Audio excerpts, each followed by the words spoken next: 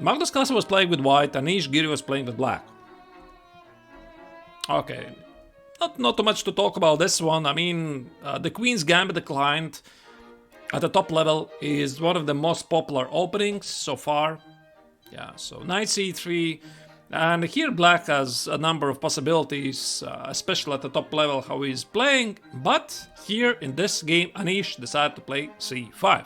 So instead of the c5, also bishop b4 is super popular. Bishop e7 is considered to be slightly worse as far as I know. There's a knight bd7, there's many moves. So Anish played c5. So c5, Magnus took on d5, and here already is the first decision by Anish. I'll try to explain you why exactly was he choosing these continuations over others, and the reason is why he didn't take with the e-pawn. That makes sense, right? Because you free up your bishop, you want to play knight c6, and you claim your interest in the center. However, by doing this, black pretty much agrees to play with an isolated queen's pawn position.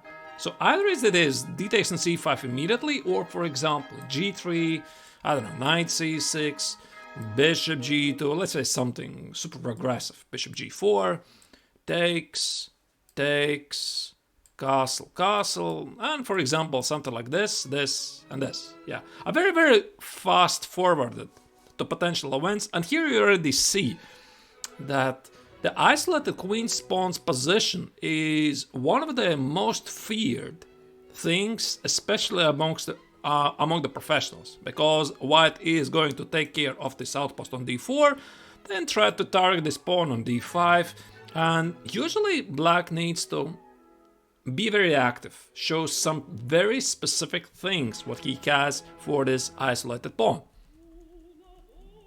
So to explain this is why Anish and many other top leaders in the world, top players in the world, they're playing knight takes on d5. So that's the reason. I mean, he's not happy with the isolated queen's pawn position, and he is willingly allowing white to get a strong pawn center. So this is all theory. C takes, bishop b4, here, takes. Now we can slightly look at this position and try to understand what's happening here. Seemingly, you might ask, I mean, why is black doing this? Because white has very full pawn center, but there have been many games in the practice where if black manages to liquidate this position into an endgame, for example, we trade off all of the pieces, we trade off queens, we trade off bishops and knights, and let's say all of the rooks, it is black who will have an outside passed pawn.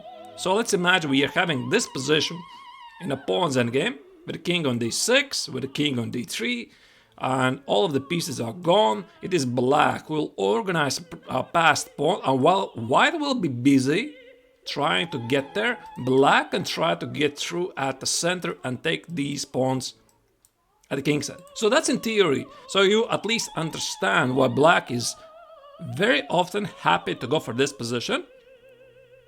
He hopes to liquidate the position into an endgame and take control of the game there. Alright, so let's go back to the game. Carlsen against Giri, that was at least in theory. So bishop c4, that's a big theory. Castle b6, rook d1, bishop b7, rook e1 here. About rook e8, I don't really understand this move. But I suppose that's a theory. For some reason this move is necessary, so I don't really know why. So rook e8, and here Carlsen made the first surprise. As far as I know here, the main move in theory is h3. So h3, and typically black plays something like knight f6, and white is never playing e5. For example, here Carlsen played rook e3, knight f6, and white almost never plays e5. Why is that? Because black gets a very strong outpost on d5 and potentially very strong pawns at the queen side. So white is pretty much obliged to do something immediately at the king side. Some kind of inspired attack, I don't know, h4, knight g5, rook g3, mate something, yeah. Easier said than done. So that's the reason why Carlsen didn't play this. And after knight f6 followed a stunning but already a known pawn sacrifice, which is pretty much a classic. We played d5. So the idea of d5 is to sacrifice a pawn. E takes. And now we go e5. So white willingly sacrificed a pawn in order to get outpost on d4. So knight e4 seems to be obliged move. Queen e1. And now let's stop here for a moment and try to understand what black should do here. Because white's game, despite the fact that he is down a pawn, is very, very easy. So white wants to play knight e4, f3, h4, h5, h6, e6. Very easy attack. So the question is, what should black do here? Probably try to push those pawns here. But as the practice proves, it's much more easier to play against the king, to go for the checkmate rather than to push the pawns on the other side of the board. Especially in rapid game. Also at the highest level. So Anish played here queen c7, which is fine move. There's nothing wrong with that. After knight d4, black cannot really take on e5. Because for example something like rook takes on e5, white simply plays f3. And this spin ensures that white is winning some material. Yeah, so that's impossible, and something like f5 is just bad. Yeah, you just take it. I'm sorry, not with the rook obviously, but take with the pawn. Takes, and even, yeah, okay, take with the rook. I didn't even intend to do that, but even this position, even without the move of rook takes on e4, is so great. Because these 3 pawns for the piece, they're not doing much. Righty. So knight e4 was played, and here Anish made a mistake. And now if I would ask you, what do you think? What do you think was the proper defense here for black? Oh, there's applause. That's not for me, apparently, that's for the lady who is singing in the background. Alrighty, so the question is, how to properly defend this? And Anish very quickly lost the control here. So Anish played a6, h4, here, f3, knight c5, h5, and Carlsen never looked back and scored a very convincing win. But the proper defense here for Anish Giri was not to play a6, but not very obvious queen c5. Prepare to play against f3, knight c3, and exchange this very powerful knight on d4. So that was, as far as I can see, the only practical and the best defense black had it. So he didn't play it. He played slightly careless move a6, h4. Now white is threatening to play f3, h5 like I mentioned before. h5, knight a6, and probably from afar Giri saw this position and thought he is super solid. But after knight f5, d4, which was probably his idea, after rook e to d3, followed by queen g3, followed by h6, followed by knight e6, white's attack is very powerful. So and here Giri collapsed very quickly. After knight c5, he went back. I don't know really what to suggest here, because white's attack is very powerful. He sacrificed the pawn back, took on d4. Now this pawn on e5 is impossible to take because of the back rank weakness. Knight b3. Okay, queen g3 wasn't really necessary to play it immediately. g6, a takes, and here Giri is already strategically busted. Because he cannot take the pawn on e5 because of the same back rank problem. He cannot take the knight on f5 because there's a pin, and this king is under some very heavy crossfire. So 1, 2, 3 pieces plus 1 pawn are targeting the bare king, which has no defenders. And after rook d8, all it took for Carlsen was to find a very spectacular sacrifice, e6, with the idea queen g3 is met by rook d8 intermezzo. Oh, that's even a mate. Yeah, I wanted to say check, but that's even a mate. So e6, rook d4 is impossible because the queen hangs. So queen c1 check has to be given. Here, rook takes on d4, and Carlsen went for a spectacular rook sacrifice. He didn't take the knight, by the way, on d4, which is not so good, but instead went further. e7. Now this pawn is one move away from queening. And after queen c8, he didn't even take this rook on d4, but instead played queen e5, playing for the checkmate, and playing for the queen. And after rook h4 check, which was one more last attempt to try to continue this game, Carlsen could have taken the rook, but simple king g3 finished the game. So queen g7, e8 check are inevitable threats, and Giri resigned. So now you ask me a question. So where did Giri misplay this position? I think it's fair to go back. Yeah, I think it's fair to go back at this position. At this moment when Carlsen sacrificed this pawn on d5, he takes e5, creating an outpost for the knight on d4, knight e4, queen e1, like I mentioned, queen c7, queen c5 probably was the most accurate defense, or maybe immediately something like knight g5. Knight g5, knight d... No, that doesn't look very convincing. Yeah, because again, knight e6 is knight f5. Yeah, so as far as I'm concerned, this was the only practical defense. Queen c7, queen c5, knight c3, knight b5, and black keeps the balance. He did not, and Carlsen won a very spectacular game. Alright, that was the first honorable mention of the best games of year 2020. Let me move on to another example. This was played between two ladies. Alisa Galliamova, well-experienced Russian grandmaster, against Alina Kashlinskaya. They played it in Russian Women's Championship Super Final, which was, by the way, in December, December of previous year. Actually, the game itself is not really perhaps the best of all times, but I would like just to show the conclusion, how it finished. Yeah, so Galliamova is playing with white and Alina Kashlinskaya playing with black, to one of the strongest Russian ladies. So very quickly, fast forwarding the opening phase. Yeah, this is quite a tricky line, because white allows black to freely attack at the king side. And this idea very much resembles from... oh, thank you, Rangakuta, for your sub. Appreciate it. Hope you have a lovely day.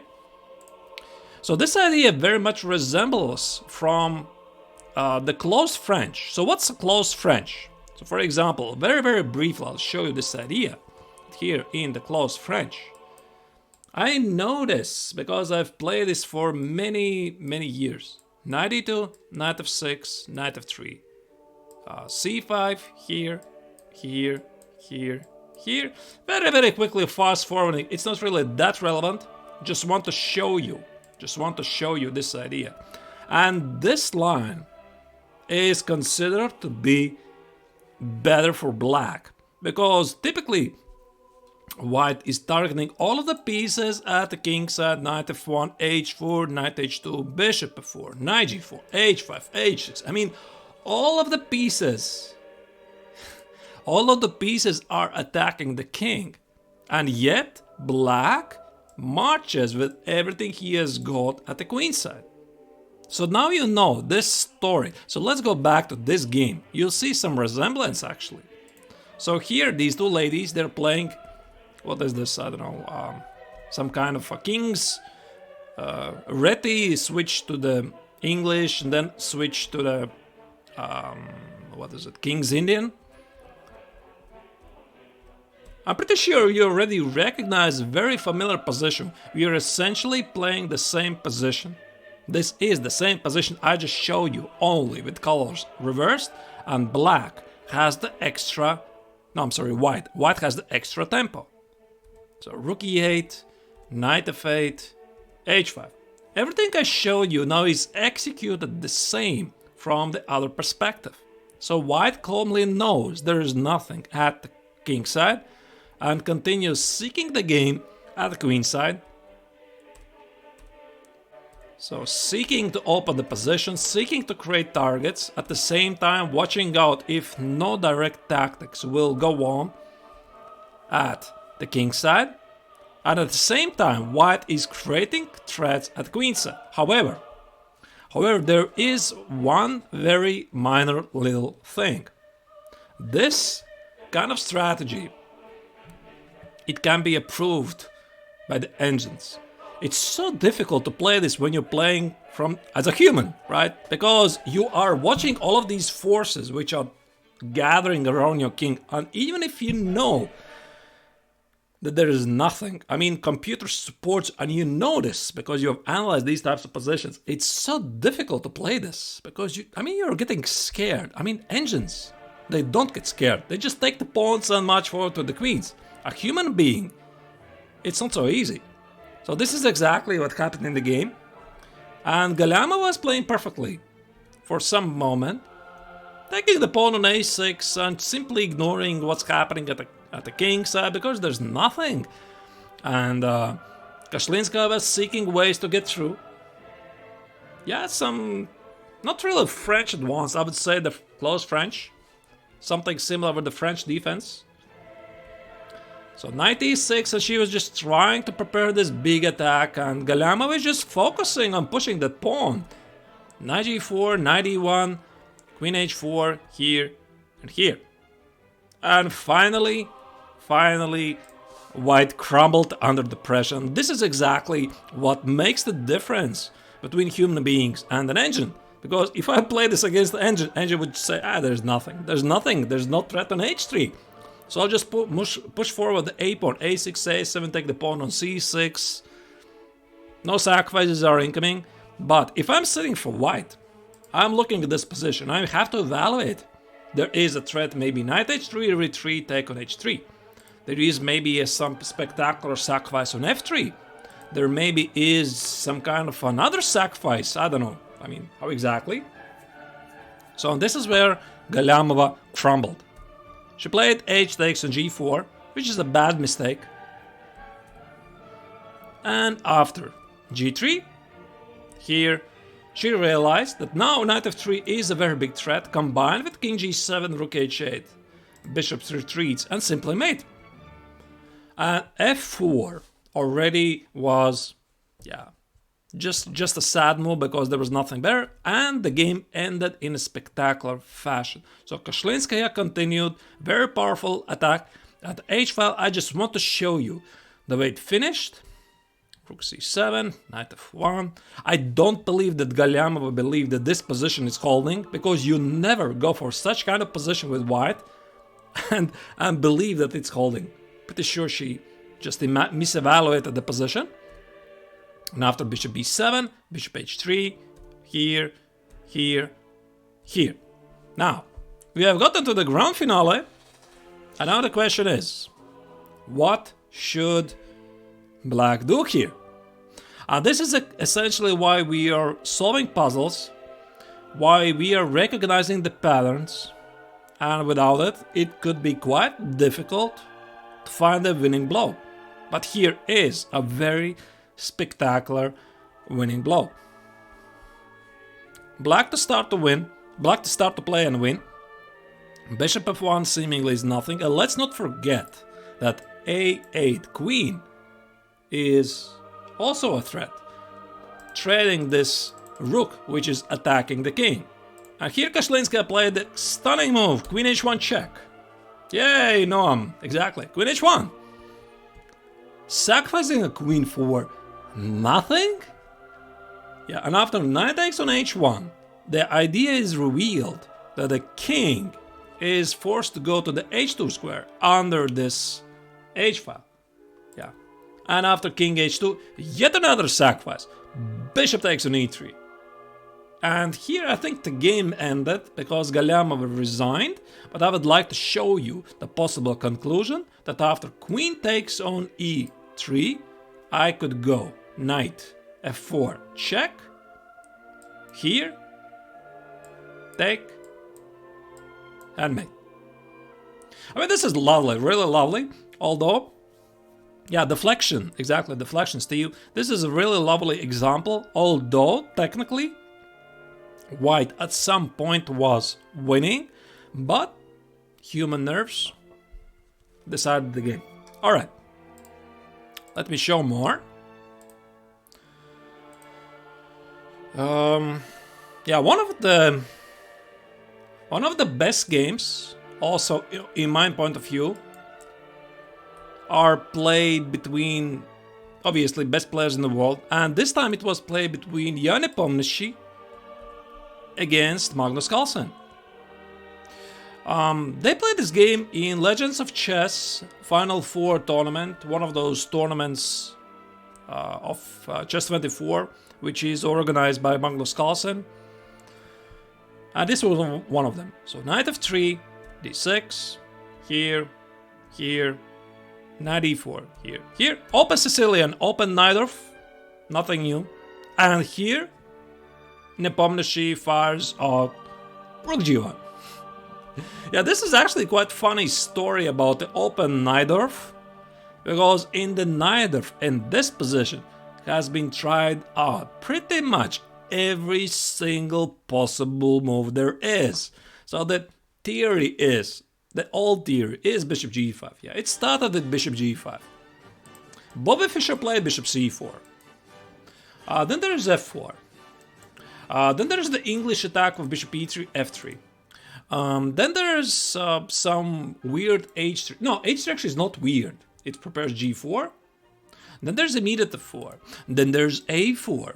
And there's even a3 with the idea to play bishop c4, bishop a2. Then there's knight e3. There's bishop d3, bishop d2. I think I pretty much mentioned all the potential moves here, except there was one more move, h4, which had some popularity some years ago. I never really understood the purpose of this move, but anyway, some people are playing it. It advances the pawn forward, and sometimes it helps, and sometimes it doesn't. So here, Nepomniachtchi played rook g1 with a very obvious idea to play g4, g5. And this was known before, so Carlsen played b5, seemingly a good move, and this is theory. g4, I assume the idea is to meet b4 with g5, b takes, g takes with some kind of hostilities, and the black king can never easily make a short castle. But bishop b7 is very solid, and here white sacrifices a pawn. g5, take, and a4. Yeah, this is modern chess at its best, and white has pretty much developed none of the pieces. I mean, except of the knight, this rook is feeling weird on g1, but practice proves that for black it's gonna be difficult to hide the king. So a4 was a rare move at the time. The most played move here was queen g4. It was, I think, something like queen g4, bishop b7, bishop g2, there's queen c7, and somehow black is holding this. Somehow, yeah. Either he plays g6, bishop g7, or e6, bishop e7, and somehow he survives the storm. But Nepomniachtchi played a4. With the idea, I don't know what is the idea, to open the a file presumably, but also possibly gain the c4 square back for the bishop. Here, Carlsen played e5. And now comes the real shocker. I mean, this is going to be a miniature. That's why I'm mentioning it as honorable mentions. And here comes the real shocker. Can you guess Nepomniachtchi's move? I mean, this is really what I love, seeing these lately discoveries in modern chess produced by the best players in the world, because they're just romantic chess. Yeah. Hello everybody. So, Nepomniachtchi played here a takes and b5. Yeah, who cares about the Yeah, he sacrificed the knight. So the idea is revealed after e takes on d4. Queen takes. This bishop has trouble finding good squares. d5. And now a simple rook g3. It's difficult. It's difficult for black to develop the king side. There's an annoying pin. Rook e3 f3 is a big threat. And maybe black would have called the balance with queen e7. Bishop d2. And queen a4. But this game is a mess. This game is a complete mess. And Carlsen didn't go for this because he was probably unable to evaluate this. He played instead bishop e7. Now you think probably from the white's perspective, I managed to win a pawn, I should go back, right? Or maybe take another pawn on a6. But Nepomniachtchi had other ideas in his mind and he played another stunning move, rook g4. And as it happens, this bishop has no good squares to retreat. Because after d5, which is the most obvious move, white sacrifices the exchange, calmly plays knight f5. And the funny thing is, here he can simply resign. Because despite the fact that black is up an exchange, these queenside pawns, they don't matter at all. And white is going to take on a6, followed by bishop e3, b4, b5, form a very powerful chain of pawns at the queenside and essentially win the game. So that's impossible. So after rook g4, Carlsen played instead a takes on b5, very smart defense. He takes on b5 with the idea that rook a8 is going to be defended by the bishop and solving the problem of this bishop standing here on e4. And also, rook e4 is impossible because this rook is under attack. Now, bishop takes on b5 check was played by Nepomniachtchi, and here Carlsen faltered. Just a second.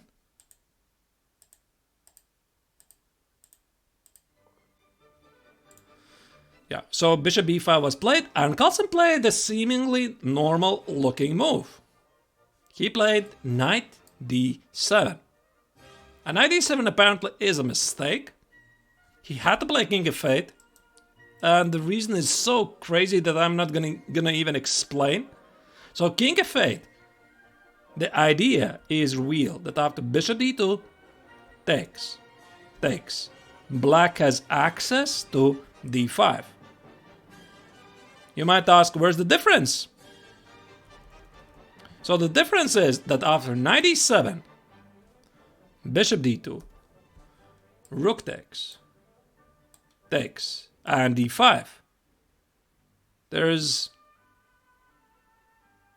I guess again, rook takes on e4, yeah, but knight c6 decides the game. I mean, this is very crazy tactical, sharp game. And it's very, very easy to make a mistake here, and Carlsen did. He played knight e7, bishop d2, here, knight f5, here, take, rook h4, with already a crazy attack incoming, queen h5, here, queen g4, all the white's pieces are joining the attack, threatening to play queen h3 next. And after the logic, also by the way, bishop takes on d7, knight h6 is a big threat. G takes queen f5 is going to be a mate, so this is impossible. And after queen h3, h5, this is a losing move. Yeah, Carlsen here faltered, he made a losing move h5, and after rook takes, queen h5, he resigned because g6 is completely destroying white's kingside. So I don't know what really he missed there, but the best defense here, I can show you this crazy line. So the best defense here after queen h3 was bishop takes on g5. Rook h7 seems like a mate, right? Take. Check. All of this is absolutely forced. check, check, and this is a perpetual. To be honest, to see all of this during the game over the board, it's insane.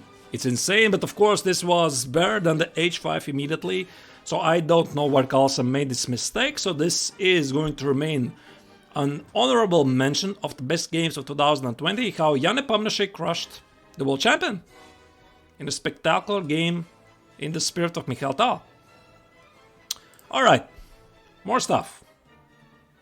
One of the best games which really left me a big impression was one of the earliest games of year 2020, played by not among the super GMs, but Dutch GM Erwin Lamy against Anton Smirnov.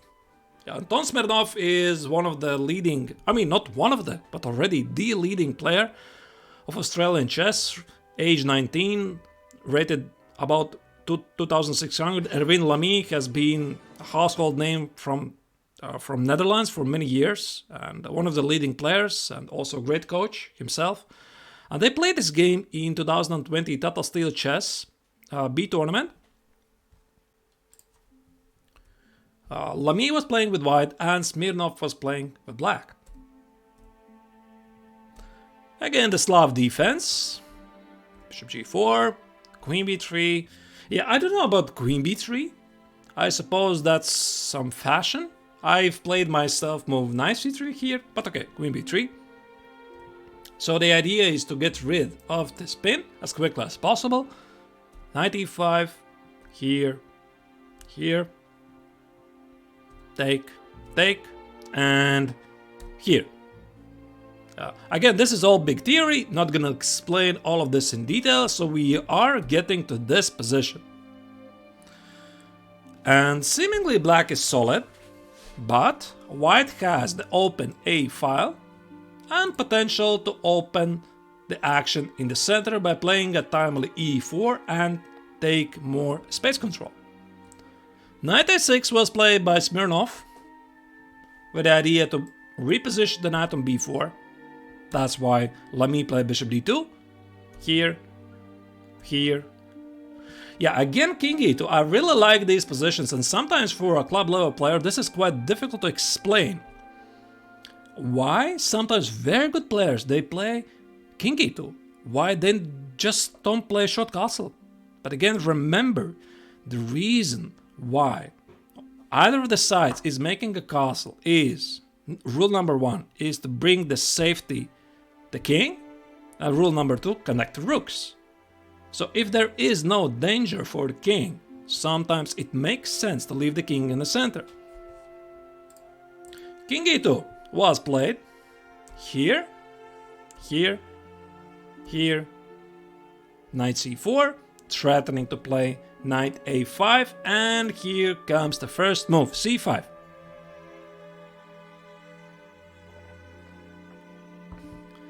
Black wants to liquidate the position into a position which he can hold, so the idea is he's offering to trade. Trade a couple of pieces, play a6, play rook c8, and seemingly he is very solid, although he is still worse, by the way, because of the open a file and very active rook on a1. Now, can you guess Lamy's move here? This was a really lovely game. One of the first games of year 2020 which left me quite a big impression. I mean, the first move is not going to be really that difficult, I suppose. So here, white played.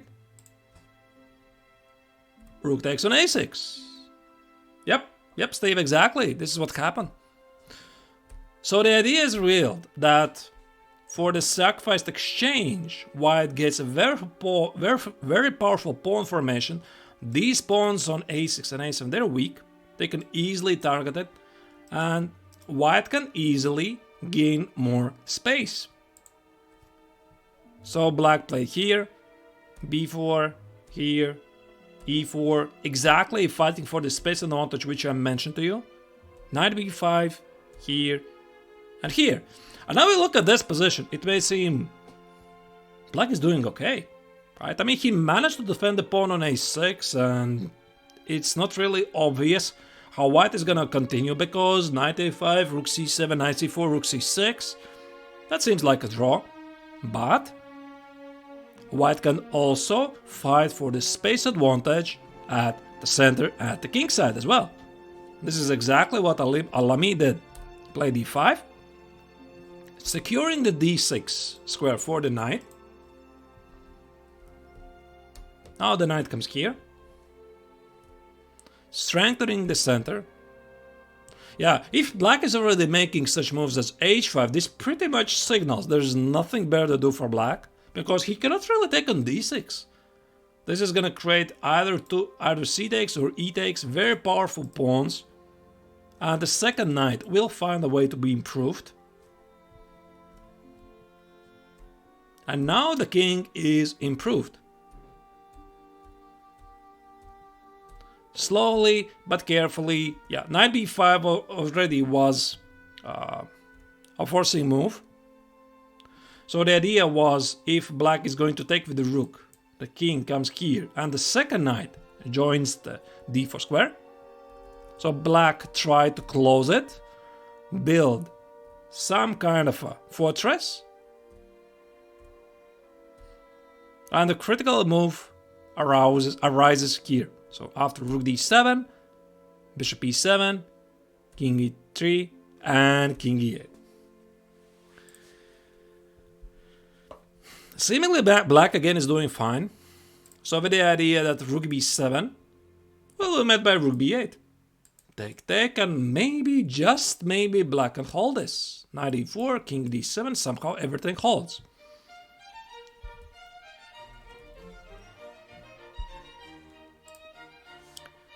I think you can guess, yeah, the second exchange. Exactly, this is what happened.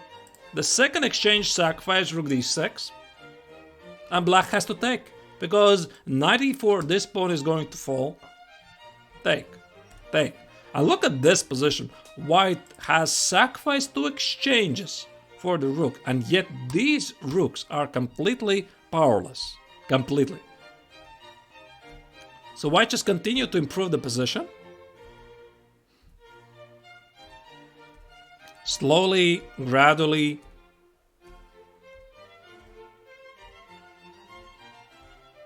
And they're just marching forward. And that's it. Yeah, I mean, this was impossible to stop, really. I have no idea what Anton could have done here. So instead of this, rook b8 maybe, yeah, but rook b8, I can just play knight f3. Knight f3, the threat is knight e5, c6, d7, bishop d4, bishop c5.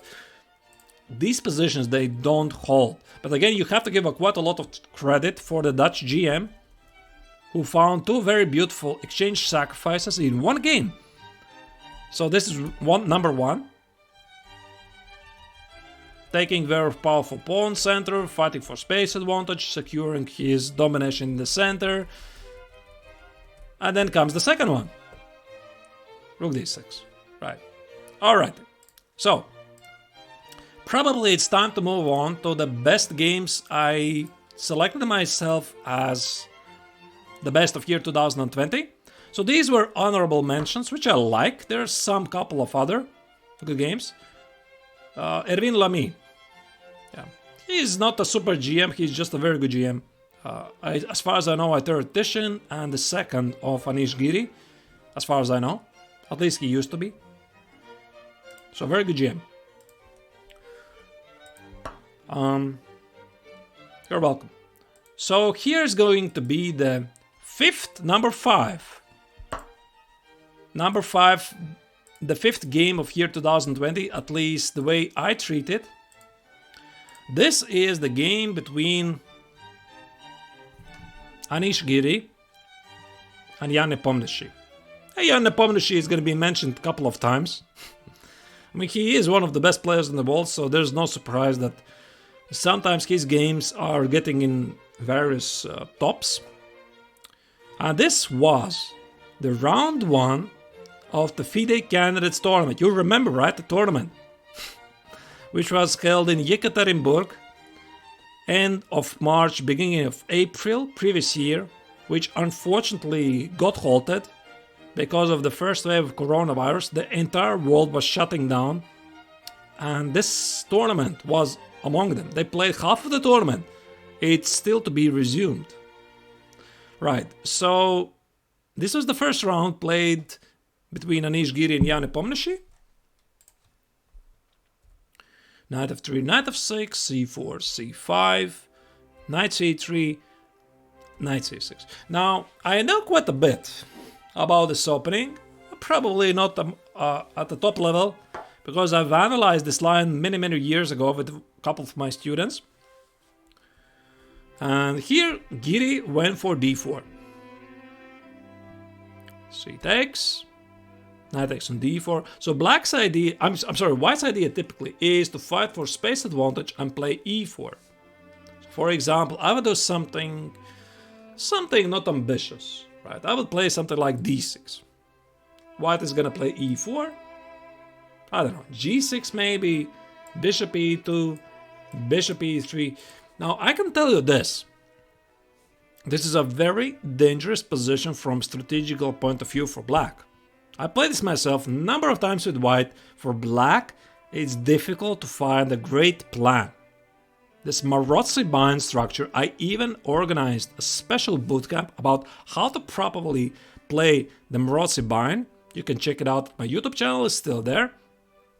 And this is not a great line for black. So after d4, c takes, knight e4. What else is there?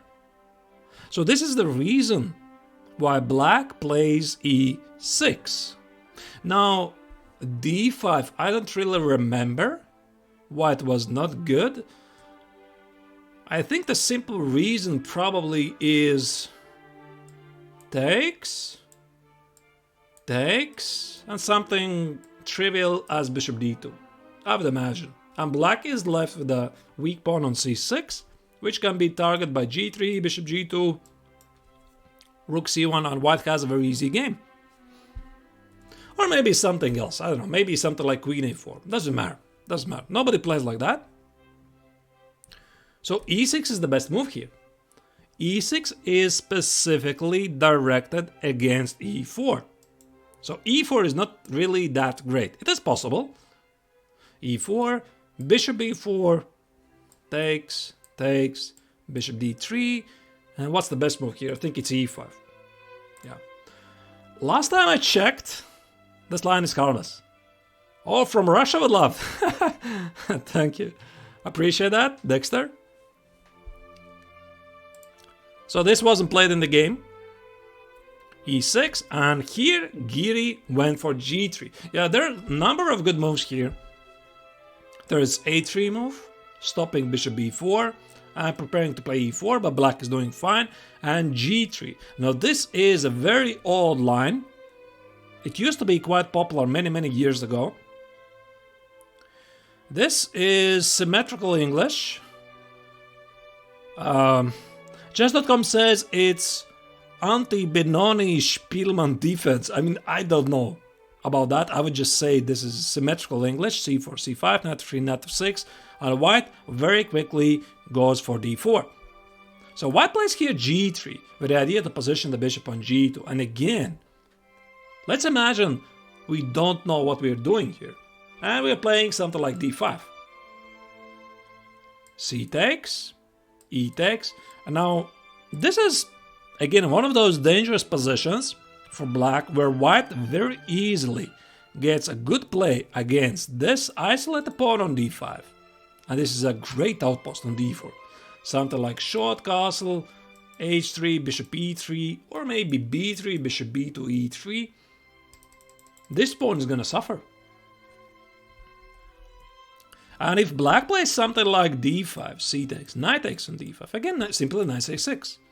Knight a6, b takes, and Well, I don't know what's the best move here. Something like bishop d2, bishop g2, and play against the pawn. So now I've explained the reason why these best players in the world, they're playing exactly this order of the moves. So queen b6, targeting the knight. Knight b5, threatening with a check. Knight e5, defending against the check. Bishop f4 is start of very hostile variation. I'll just fast forward it. Knight g4, defending the knight. Attacking the pawn on f2. Now, I did not prepare this.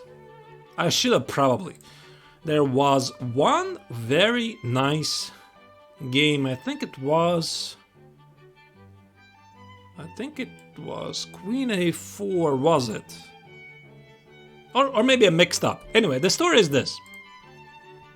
At a professional level, this line is considered to be drawish. As far as I know, it was considered to be drawish. There was one game a couple of years ago. It was played between Hikaru Nakamura and Sergei Karjakin. And Nakamura, for a reason, went for a drawish line where black needs to find the only move to defend. And Karjakin was defending and defending and defending. He made one small mistake. He forgot one direct continuation. That's it. That's how he lost the game. So this is essentially how they're playing chess at the top level. Is that preparation plays a huge part. So knight g4 was played in the game. e3, h6. Now this is when the game gets really, really messy. Why play the h3? I mean, this might seem a spectacular move. I'll inform you that this already is a known theory. People used to play like this many years before. So h3, takes, knight takes on c4. As far as I know, there's some crazy alternatives. Instead of the h3, with my students, we analyze queen a4. Queen a4, what was the line again? Rook b8, bishop e2, g5. I mean, this is insane. Crazy lines.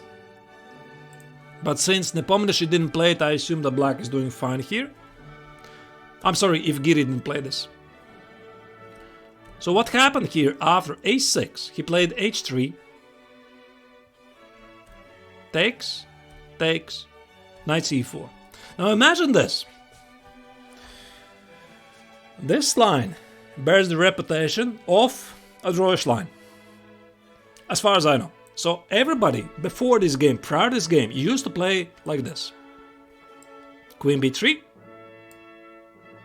d5. Take.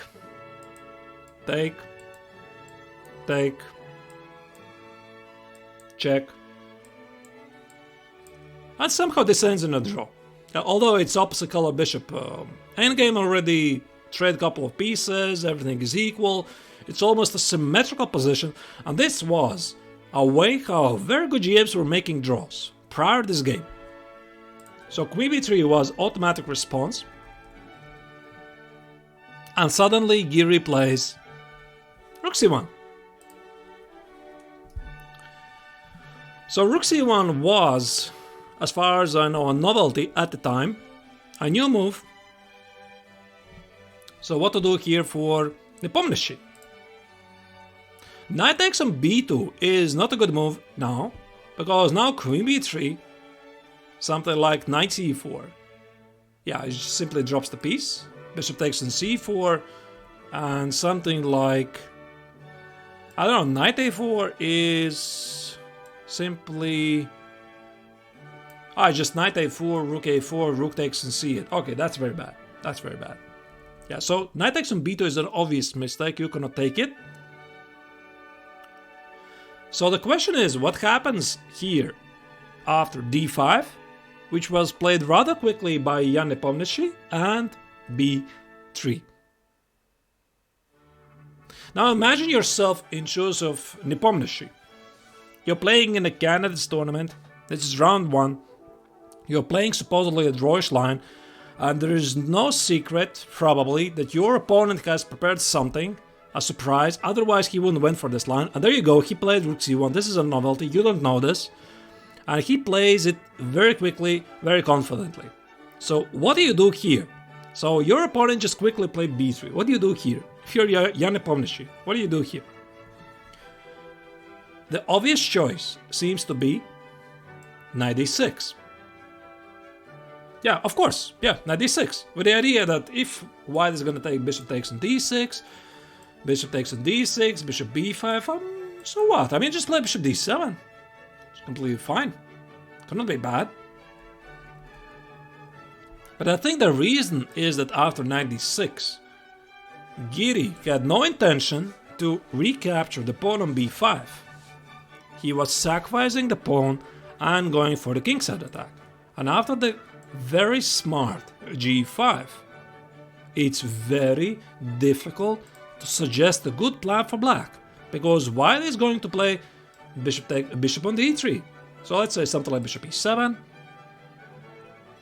bishop d3, bishop d7, and something like bishop e5. How do you hold this position?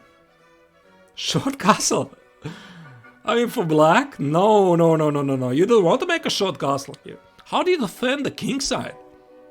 I mean, rook g8 is impossible, bishop f8 looks weird, f6 allows some queen h5 fight here. How do you play this? So the question is, where is your king going to go? And Nepomniachtchi is looking at this. He's looking at all of this. He was having a deep thought. Of course, d5 had to be played, b3, and here. You can imagine this. This is round 1. He's playing with black. He's playing against computer preparation. Now, can you guess the move which was played by Nepomniachtchi? So knight e6, g5 looks bad. b4, no.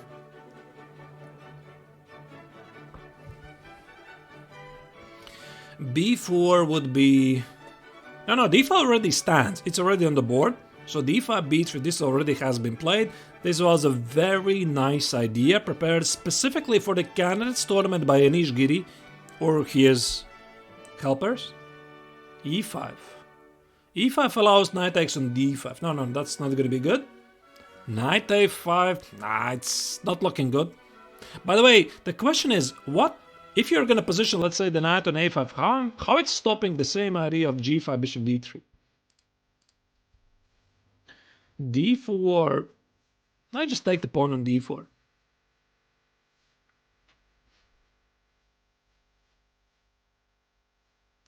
So here, it's not obvious. I don't remember for how long Nepomniachtchi was sitting here. e5, no, e5, just a second. e5, actually e5 looks playable.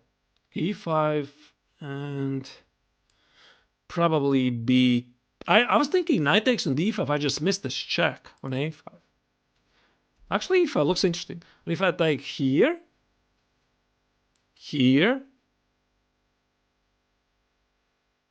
actually that's interesting. I like it. I don't know why it's wrong. Maybe it's not wrong. So g5 and bishop g7. That looks interesting. No, Nepomniachtchi played something else. f6. No. Played bishop e4. Can you imagine this? You're looking at this.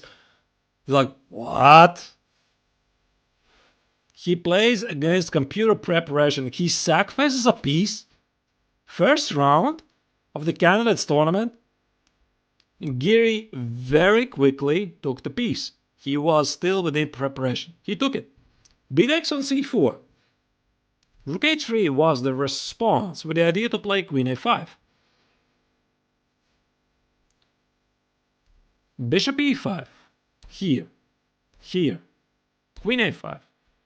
And the question is, what is white doing here? Because black is not only threatening to take on c3, either with the rook or with the bishop, but also he's threatening to play e5.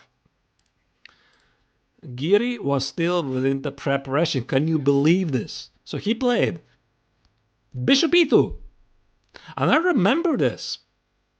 I was watching the live broadcast. I think it was Chess24 at the time. And suddenly the studio was joined by nobody else but Magnus Carlsen himself.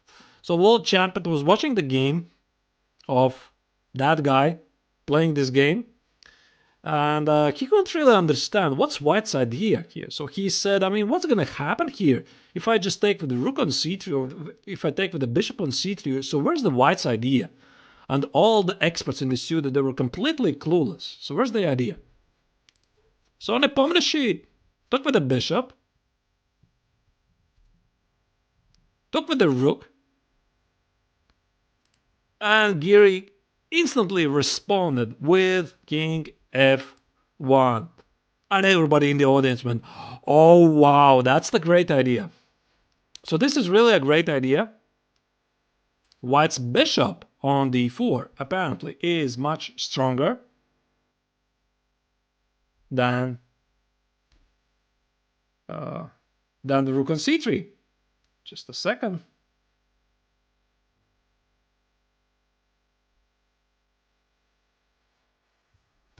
Yeah, so this is a great idea. So the bishop on d4 is feeling much more powerful than the rook on c3, and this was still within the preparation. So you can imagine the fireworks of round 1 of the candidates tournament already. This is going on. And here, apparently Giri's preparation was rook takes on c4, and white plays something like g5, and the engine say this is an equal position. It's a complete mess. Very, very deep preparation. Jan Nepomniachtchi sat here, I don't remember for how long, something like half an hour, maybe more, and he played b4. Very powerful response. And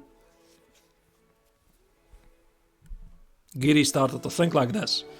I think I read in interviews or something that he forgot his preparation at this moment. So this only means at how high level these guys are really preparing this, because this, all of this, again, let me go back. This was a novelty. So there was no way to know what Jan Nepomniachtchi is going to play. Rook c1, d5, no game so far. b3, bishop b4, perfect response.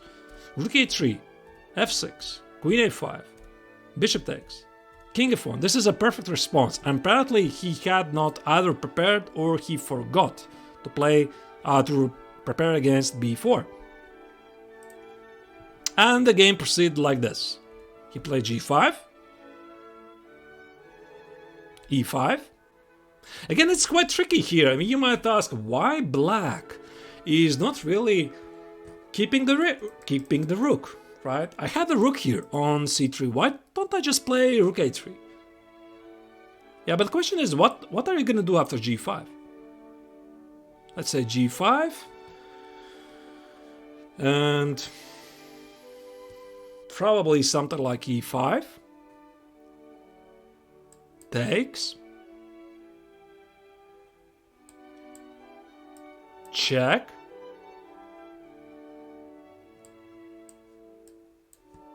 This is crazy line.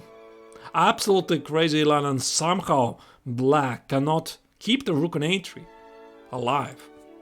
So he has no time to try to salvage this rook on c3. So this again, rook takes on c4 would have been a more human continuation, and either bishop takes on c4 immediately or g5, and white keeps a very, very powerful attack. And Jan Nepomniachtchi played b4 for the reason so that he can play e5 and get rid of this bishop as quickly as possible. And the game very quickly transformed in an equal position.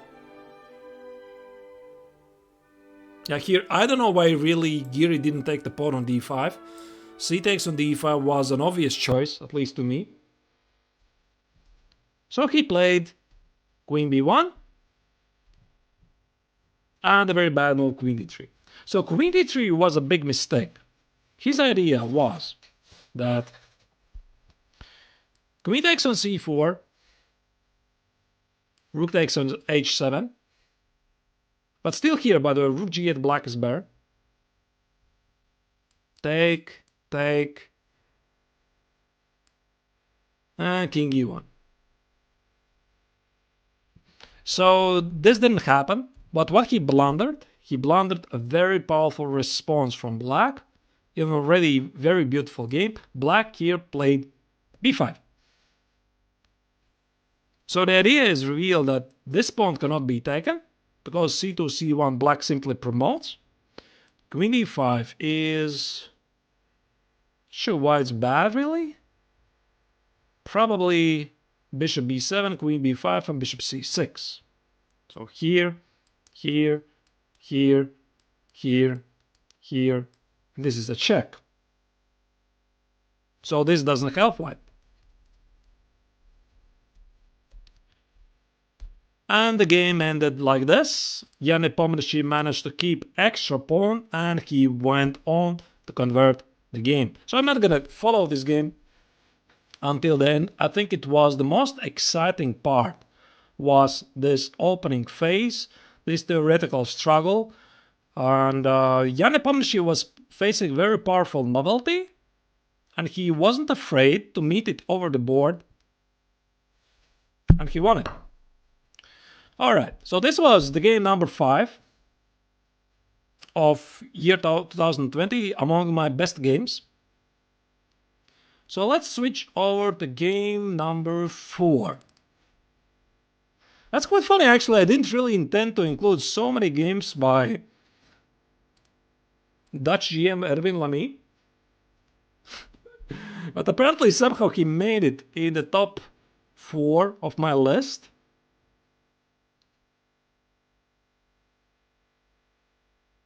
A Belgian boomer, I think you're referring to Anish, right? That's a joke about him. He always blunders after his preparation ends. I mean, he's really a fantastic player, but there is such a joke like that he's super deeply prepared. He always makes a blunder after it ends. Anyway, this is the game played between who was it again? Erwin Lamy again. Sorry guys, but he played a fantastic game. I had to show this one. And against Fabiano Caruana.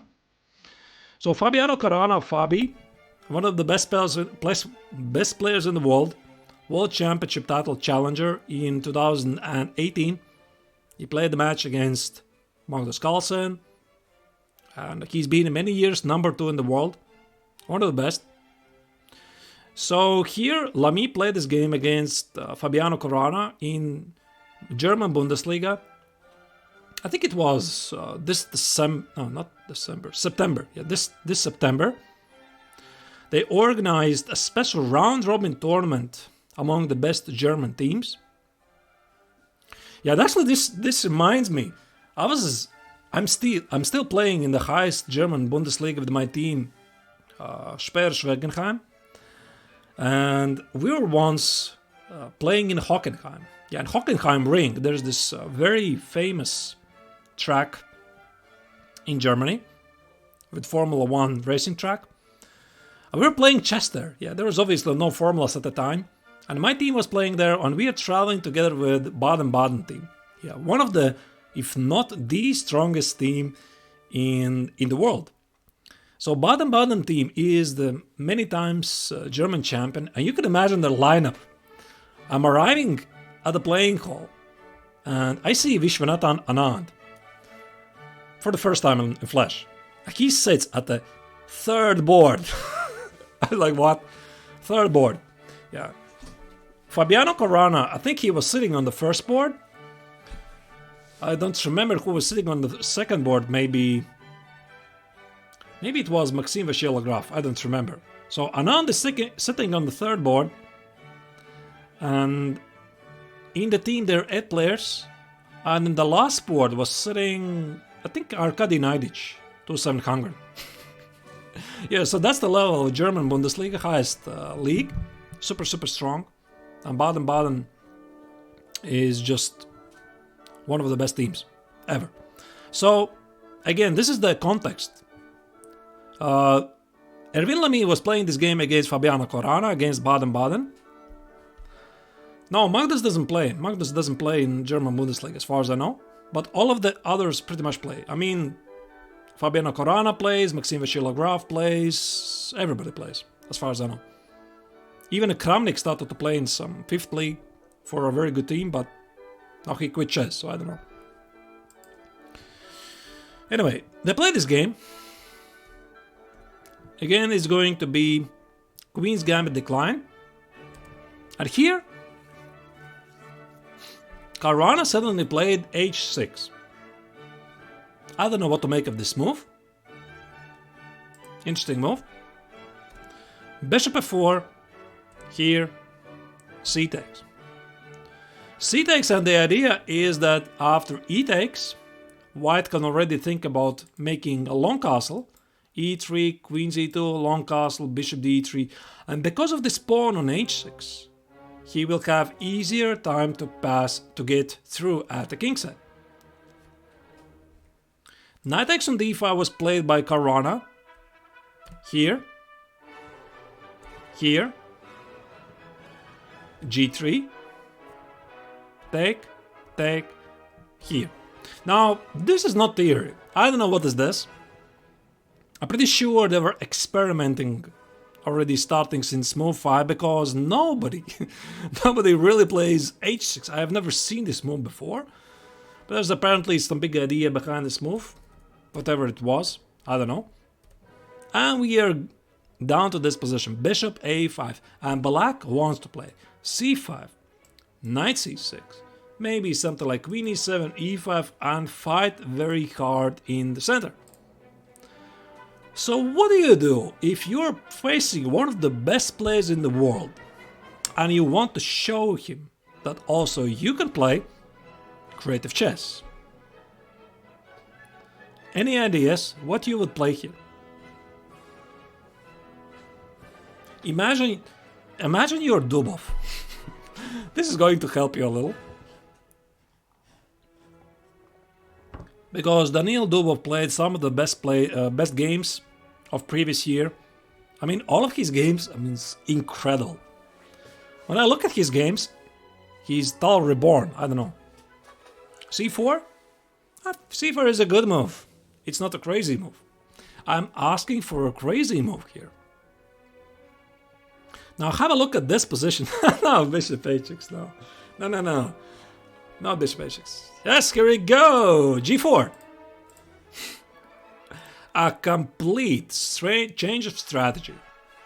Because Black has played g4, White is starting to attack the king side immediately. This is crazy.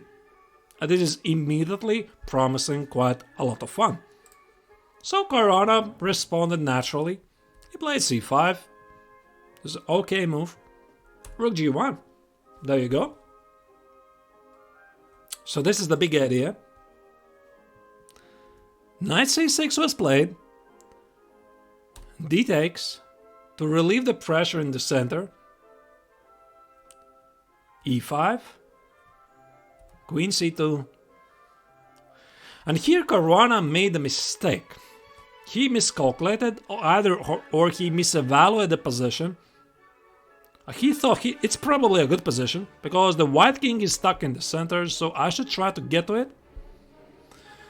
And he could have gotten a very good position had he responded in the most aggressive way. e4. That was the absolute best response here. Rook e8 winning important tempos. Queen d5 threatening to win the knight on f3. And after queen c5, it becomes apparent that Black is having an excellent compensation and the white king is wide open for an incoming attack. I mean, of course, White didn't have to play a long castle here, but it just illustrates the potential drawback of White's plan, and yet Fabi did not find this. He played immediately rook e8. So his idea was, why should I sacrifice the pawn if I can prepare this? Play rook e8 and then play e4. Now, Lamy gets an excellent game. Here we go. G5. G6. So this was Caruana's idea. He sacrifices the pawn on H6 in order to play bishop f5 as quickly as possible. Here, however, bishop f5 is impossible because there's a pin. Caruana played e4. Bishop f5. And this move, I imagine, this move must have been a complete shocker to Fabi. Long castle. So the question is, what's happening here? Why can't I just play e3? Yeah, one tempo and the game suddenly changes. So why can't I just play e3? Because bishop e3. Rook d8. King c2. And despite the fact that black is up an exchange, white has 2 pawns for the exchange, a very powerful pawn on h6. Black is probably already strategically losing, well, although albeit it's not really obvious. White really should be like that. But this pawn on h6 cannot be really challenged. Queen takes on f5. You mean here? No. Here queen takes on f5 is not good. Takes, and the next move is going to be g takes. Not here long, no. So long castle followed, queen f6, and I imagine from afar, when Fabi was looking at this position, he probably thought this is a great position, because he is counter-attacking white, he has these big ideas to play e3, the pawn on c3 is going to be under attack, so the entire queen side for white is very much exposed, and yet here, white found the time to play bishop h3. And the big idea is revealed after e3, which followed in the game. Bishop takes. White sacrifices a piece. Take, take. And amazingly, you're gonna love this. Here, black cannot take on f5. Now this is insane. So obviously g takes on f5 loses because there's going to be discovered check. White is going to lose something. Just a second.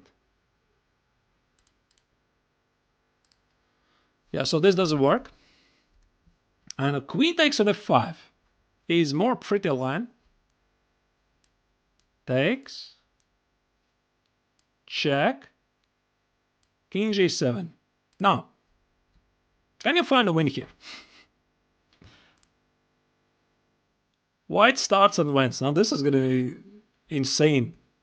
Pretty sure Fabi saw all of this, so he didn't play this.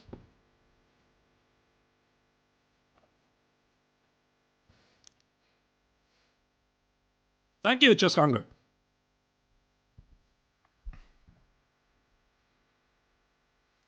White to play and win. White is missing the piece. But he's gonna win this. Maybe there's more than one. More than one victory. 90-foot check. No. After 90-foot check, there's gonna be king h8. 96. Again the same. 96, I just play king h8. Rook d7. Yeah, rook d7 is a good move actually. It still wins.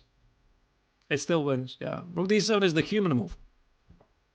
Rook d7 is fine. Like I mentioned, there's a couple of victories, more than one. But we are looking for the best win. Imagine yourself, you are Michael Tal. You are the wizard from Riga. You have to play. There you go. H8 queen. H8 queen. So the idea is real. After king takes on h8, there's going to be an obvious mate. Probably rook d3. And there's going to be inevitable mate here. But the really amazing point is here after rook takes on h8.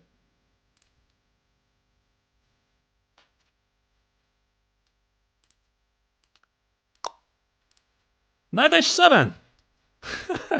Incredible. I mean, this is really such a lovely idea, and I don't think I've seen it before. So, king takes on h7, rook d3, and despite the fact that black has two pieces here, he is getting mated. And this is what Fabi saw. Of course, this was, of course, essentially what Lamy saw when he played bishop h3, because he had to make sure that this is working. So, bishop h3, e3, bishop f5, here, here, and queen takes on f5. Loses. Takes, and queen. And knight h7. This is lovely. Of course, a simple rook d7 also would win, but this wins in fashion. And Fabi didn't play this.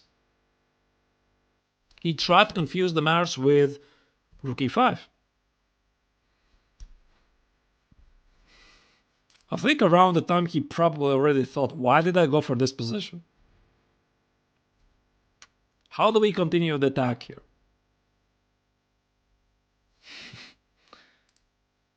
Knight takes on f7. Continuing to demolish black's position. Hey, Danixa, thank you. Appreciate that. So rook takes on f7. I apologize. Rook takes on f5 would have also been a killing blow because of queen b3, queen b7, queen f7, many threats. This is losing. For example, takes, and queen b3 check. There's a fork threatening, there's queen b7 threatening, there's h7 threatening. So many threats. This is losing. So what Fabi played here, he played queen f7. Bishop takes on g6 and queen f2. Now, how do we continue? How can white continue his very powerful attack?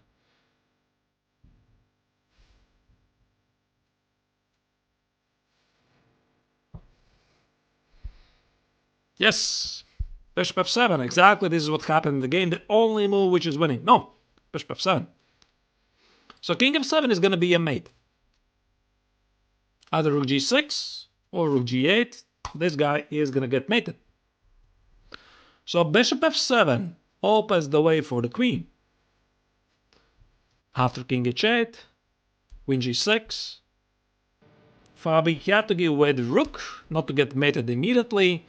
Rook g5, bishop c3, king c2, and Lamy went on to win the game. So again, I'm not going to show you the exactly how it finished, because Lamy made some mistakes there. He was still well within control, and Fabi fought valiantly, tried to save this game, but he could not do it in the end. Yeah, he was holding, I mean, but he lost in the end anyway. So that was a big result, big sensation. I would dare to say that players of 2006 caliber are not expected to win usually one of the best players in the world, and yet it did happen, and in a great fashion. So you have to give really, yeah. So you have to give really a lot of credit for white by playing this g4. That was an insane attack, and technically it wasn't sound. Technically it wasn't sound because black could have punished white by playing knight c6, e5, and not rook e8 but e4. Yeah, so after e4 it is entirely possible that it would be black who would be having this very powerful attack, but he didn't play it. Alright, so that was game number 4. Let me move on to game number 3. And the game number 3 is going to be Maxim Vachier-Lagrave against Jan Nepomniachtchi. Hey Steve, no, I'm pretty sure he improvised it. Pretty sure. No. He couldn't have expected this. I'm pretty sure that was improvisation over the board. And yeah.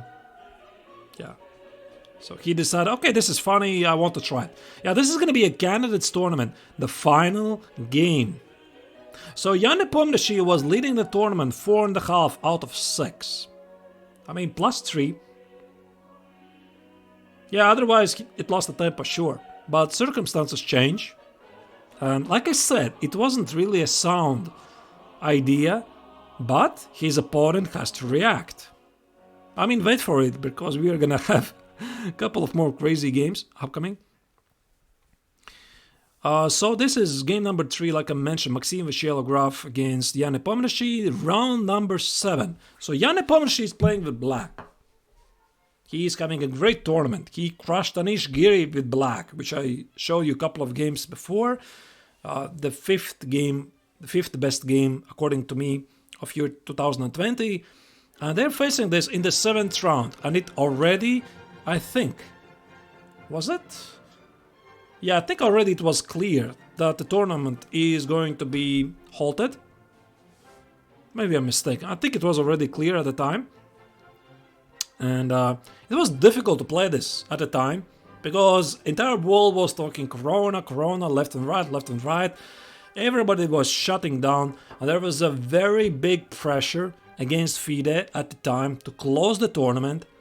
And these guys, they had to play amongst it. So it wasn't really difficult. In our business. Yeah. Right. Alright, so MVL against Jan Nepomniachtchi. Knight c3, bishop b4, e5, c5, a3, take, and take. Now this is some very big theory. In French, very, very long tradition, and there's some main moves, queen c7, there's also queen a5, oh maybe queen c7 is not so popular. Queen a5 is one of the main moves, so knight e7. Typically, I would like to explain you a couple of ideas of this opening, is that black tries to survive the storm. I mean, his idea is to weather the storm at the king side, because white has so many forces attacking the king side. Typically, ideas like h4, h5, rook h4 or rook h3, bishop d3, queen g4, all the pieces are looking at the king side. Hello, Nikola Tesla. So black's idea is timely execute b6, bishop a6, try to close this bishop, and often close the position so that the king can escape here. I mean, that is a very, very brief explanation of the core ideas. Obviously, it's more than that. And here, Nepomniachtchi played h4.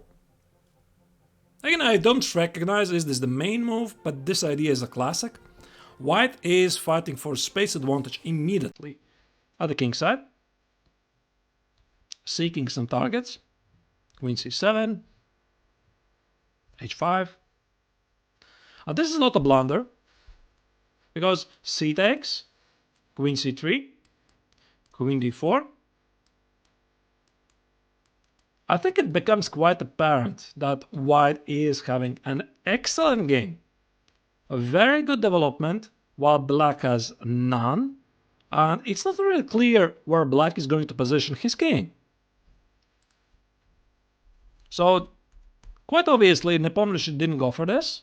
He played h6, because h6, g6, and either bishop g5, or maybe knight h3, knight g5. Now this is going to be very annoying square.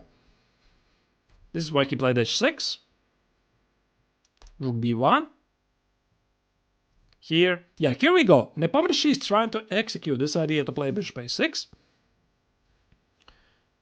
Queen g4. And rook g8. Yeah, I don't know really what's the best move here. Is it king f8 or rook g8? I assume Jan Nepomniachtchi played rook g8 with the idea to keep the option to hide with the king to the long side, because if he is going to play king f8, this king essentially is stuck here. So after queen g4, rook g8, Maxim Vachier-Lagrave gave a very tricky check, which is quite common for French defense. Bishop b5 check. How do you meet this?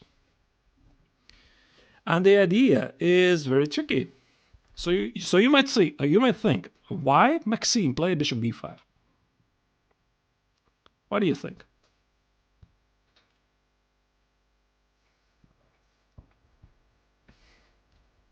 I mean, this obviously is a known idea, but the idea is to stop bishop a6 from happening. If black is going to play bishop d7, I can simply play bishop d3. Win a tempo. Yeah, win a tempo, exactly. So there is no bishop a6. If black is going to play knight d7, you can just play either bishop d3 immediately. Yeah, I guess bishop d3 should be good. Although, that should be good. So bishop d3. And this is why Maxime played king f8. Now this looks weird. This looks weird. Not Maxime, Jan. So this looks weird. He played first rook g8. And now he played king f8. Something went wrong here. Should have chosen either this or the other. So apparently the immediate king f8 probably was better. Bishop a6. Now he gets to trade his bishop. D takes. Again, white doesn't really have a great choice here. So, for example, if I would play something like knight f3, probably black is happy to take, and something like knight d7. Although I imagine this position, I want the king to be hidden somewhere at the queen side.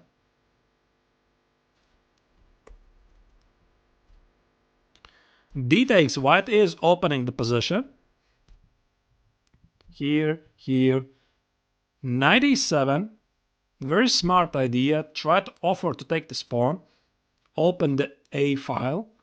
Knight e5 is also a big threat. d4, here, and now comes the most lovely move. I mean, I sometimes just don't understand this French defense. Imagine the move that Maxime made here, unless of course you have seen the game.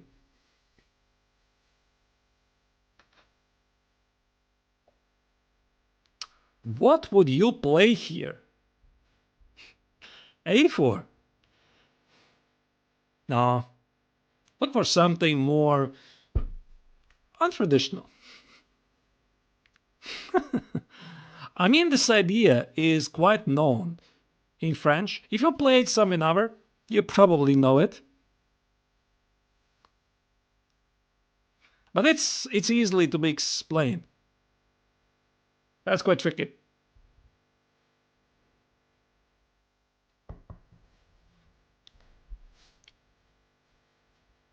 Any ideas?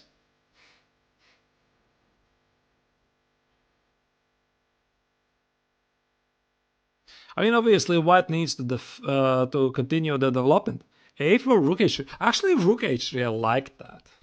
a4, I'm not so sure if you have the time to play a4 and bishop a3. Cap and h6. No, it's just g takes. So rook h3 would be quite interesting. To bring the rook into game, maybe rook f3, try to target the pawn on f7. Queen sack. Nah. Queen d1. Queen d1. That's it. I mean, this is insane. When you look at this position, white has no developed pieces. And this is move what? I mean, this is move 16.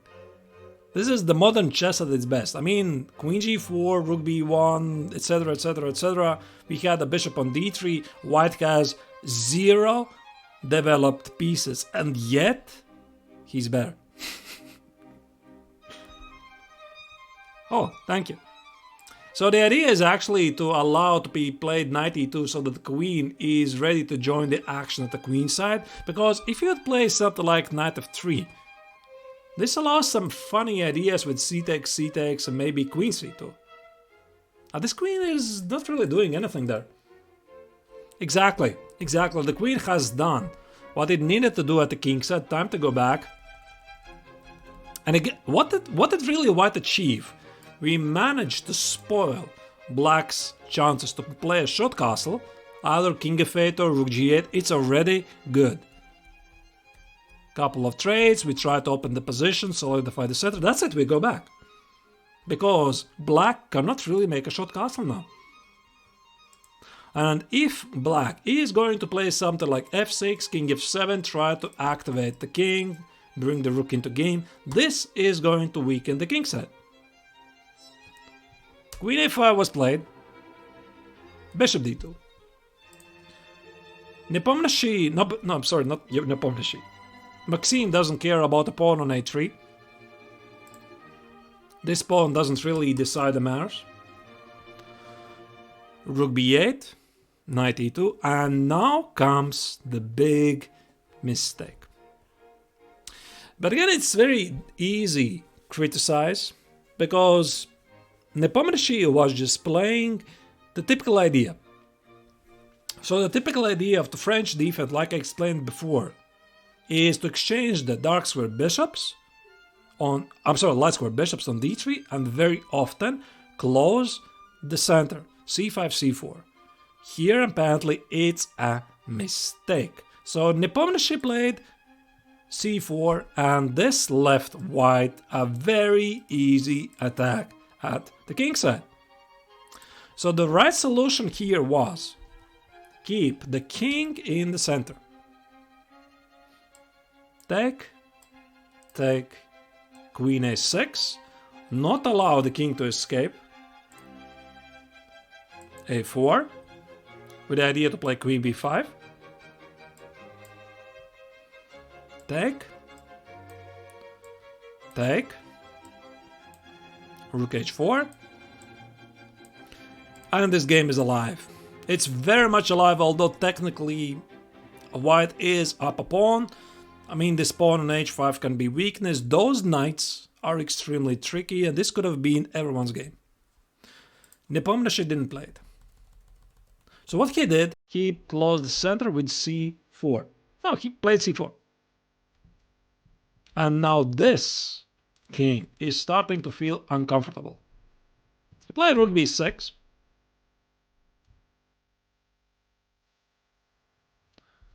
Rook h8, yeah, because queen h7 was an annoying idea.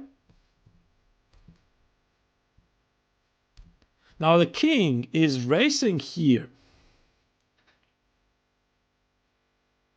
But in reality, black has no time. Rook b4, knight c6, and now comes one of the greatest moves Maxime played in previous year.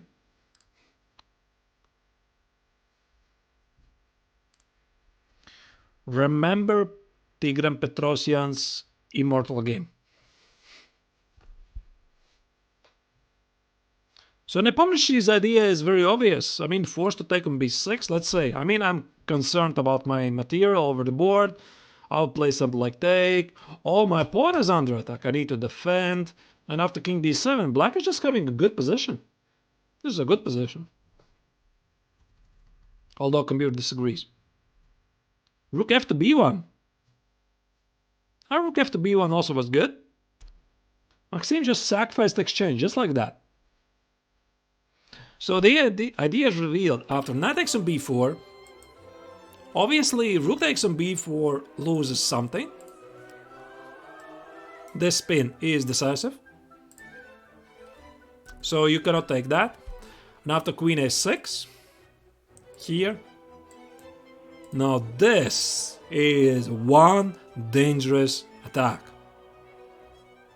F takes, queen g6 is threat, knight f4 is threat, bishop b4 is threat, and the king is in the middle of all of this.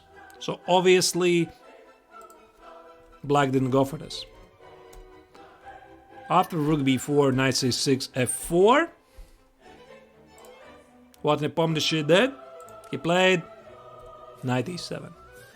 Yeah, this already is immediate full stop. Trying to go to defense. Probably around here, Nepomniachtchi should have realized the game is going to the wrong direction, because he was playing knight c6 in order to force white to take on b6. White did not, and here's the result. f5, here, here. And now finally white manages to improve the bishop on d2. Bishop c1. Bishop a3. And white crashes through. Bishop e7. And g4. And that's it. This game is essentially over. At this level, this is impossible to hold this. So f takes is impossible because queen g6 penetrates. And white is ready to crash through with knight g3, g takes, knight f5, and with such a powerful pawn center, black has no chances. So this is what happened. Take, take, take, take. And that's it. Queen b6, here, here, here.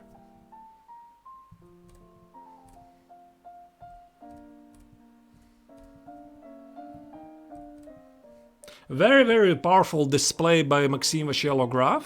Queen d6. Yeah, playing queen d5, e6 seems to be unstoppable. Yeah, Nepomniachtchi plays normally very, very quickly. But, I mean, this game was completely... He was completely outplayed by Maxim. And again, I would like to pinpoint those critical moments. That first... I think, I don't know, I'm not a big theoretician in this line. I think it made more sense to play king f8 first, because black played both rook g8 and king f8, which felt weird. And after bishop e5, he went for king f8 anyway, in order to play bishop a6. But still, this position was playable. It was not so bad. So after bishop a6, d takes, here, knight e7, very good move. d4, b takes, amazing move, queen d1. So the queen did everything it had to do at the king side, and now she's going back. And the critical moment arose here. That c4 was just a bad judgment call. So instead of this, black should have played rook b1, queen a6, f5, king f7 with good chances. But he did not, and Maxim managed to score a very, very impressive win. So that was the game number 3.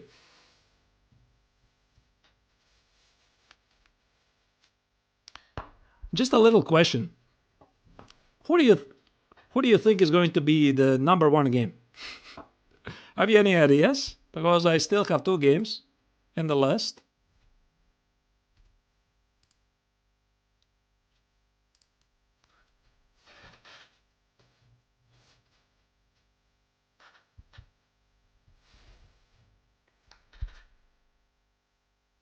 Please not? Why not? Why not? I'm pretty sure one of the final games is going to involve Dubov against Karjakin.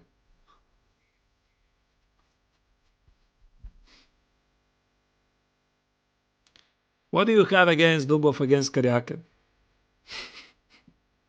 That's a classic. Right. So the game number 2. Game number 2 is... What do you think is going to be game number 2? Probably it's going to be difficult for you to guess it. Pretty sure you haven't seen the game before. So this is going to be a game between Yangyi against Wesley So. Do you know the game?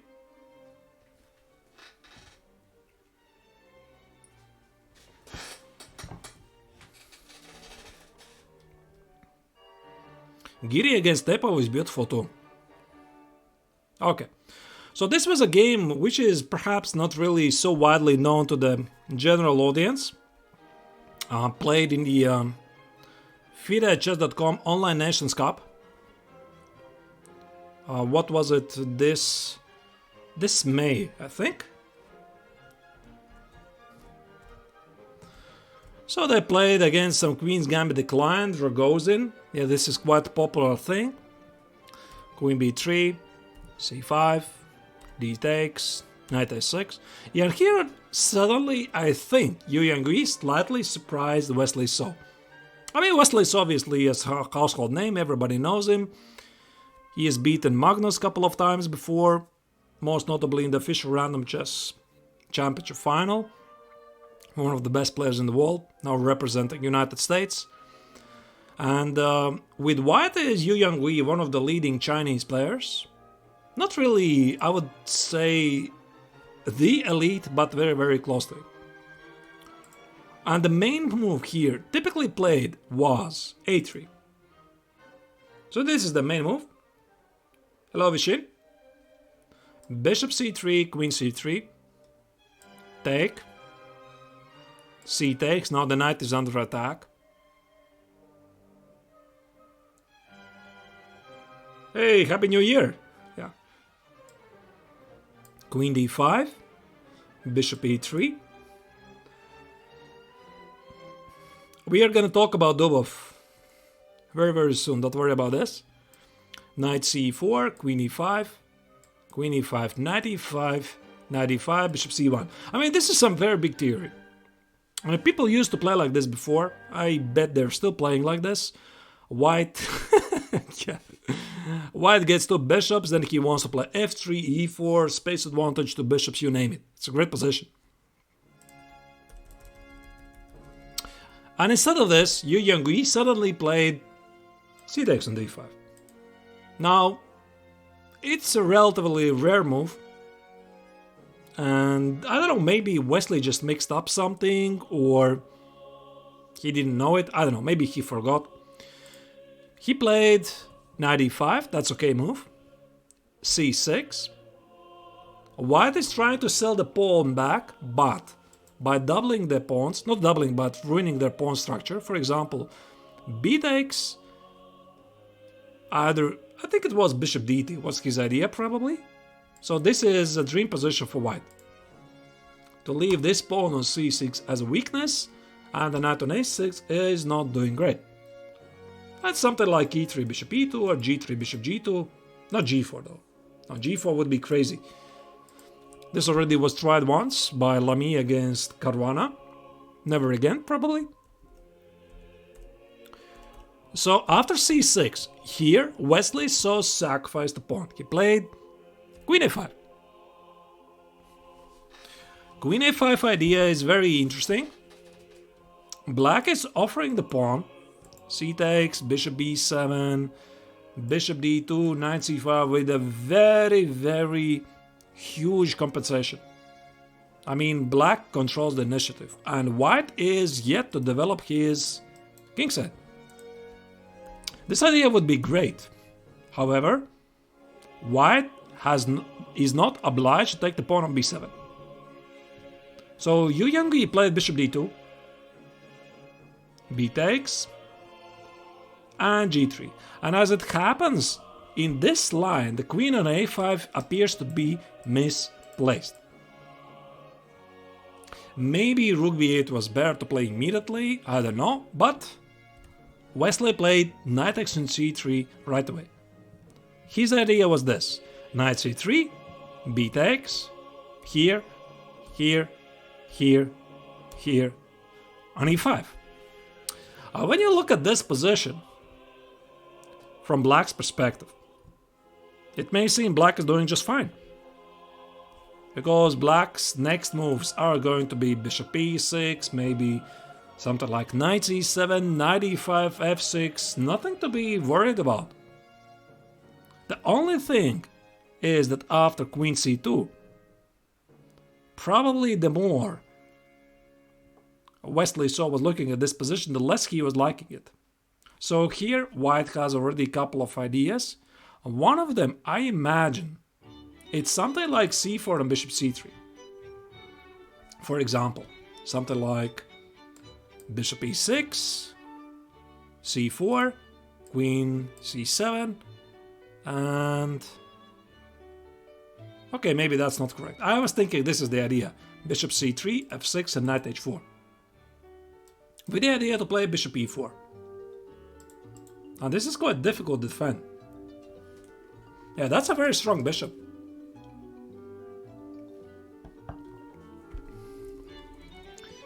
So this is why I imagine Wesley decided to retreat with the queen, queen c7, so that there is no c4 with the tempo. Yangyi suddenly played queen e4, f6. Just a second.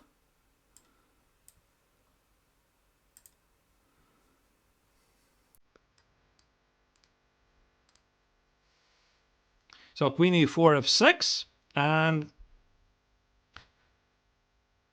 it might seem that black is doing fine, but after queen c4 check, king h8, and bishop e3, suddenly it becomes apparent that black cannot easily bring out the knight from a6.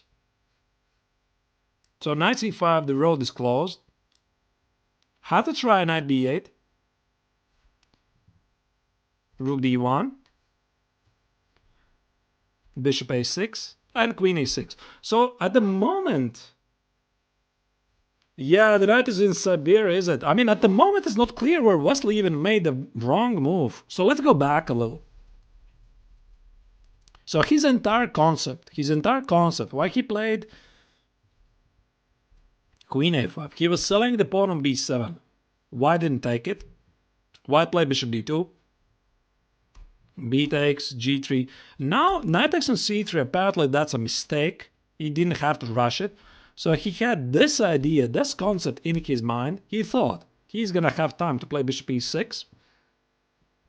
I have a good position, but apparently he has no time for that because also knight g5 is threatening, queen e4 is threatening, c4, bishop c3 is threatening, and after queen c7, apparently he has no time to develop this knight. Knight b8 was played here, bishop a6, and queen a6. Yet another beautiful move by Yangyi. And what to do here for black? I mean, the pawn on e2 obviously is under attack, but nobody really cares about the pawn on e2. All that is relevant is the piece activity, and black doesn't have it.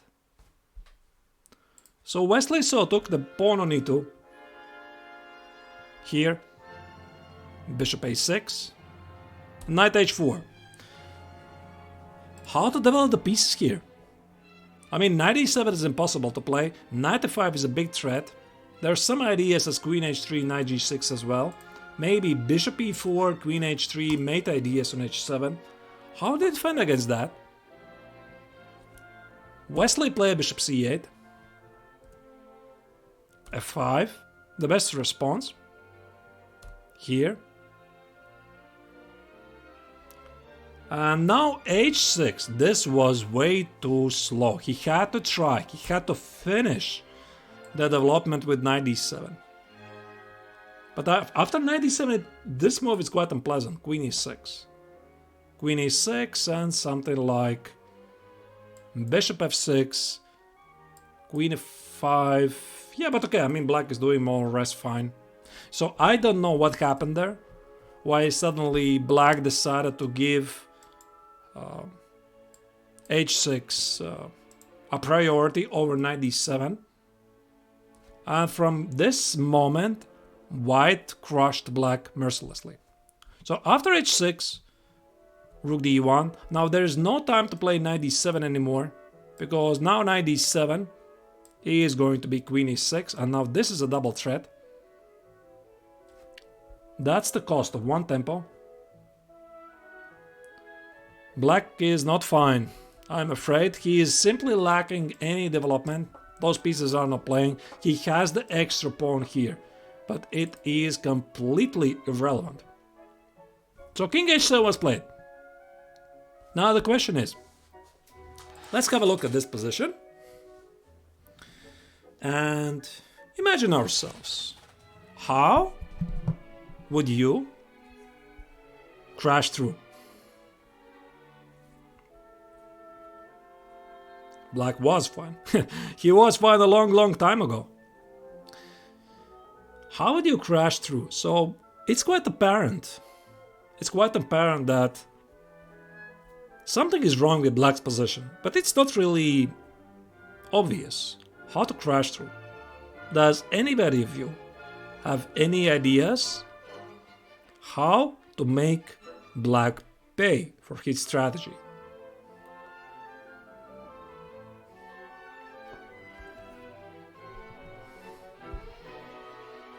So white is ready. All of his pieces are mobilized. Queen h4. Now queen h4 unfortunately drops the queen. Hello, Magnus, Boras. So what white is doing? He needs to open the position, even if it's going to cost a piece. How do you do that? h4. No, h4. So the idea is knight g5. Knight g5. Bishop, I don't know, goes where? King g2, rook h1. This is the idea. The king is quite weak. And this queen is removing the opportunity to retreat. So h4 was played in the game. Wesley played rook f6. Seemingly a defensive move. Except it doesn't defend anything. And knight g5, here we go. Yeah. H takes, that's it. So white's plan is very simple. Bishop f3, king g2, rook h1, mate. That's it. Now Wesley made a mistake. He played rook g6. Wasn't really obvious why it should be a mistake, but also rook e6, I think it's very close to losing. g4.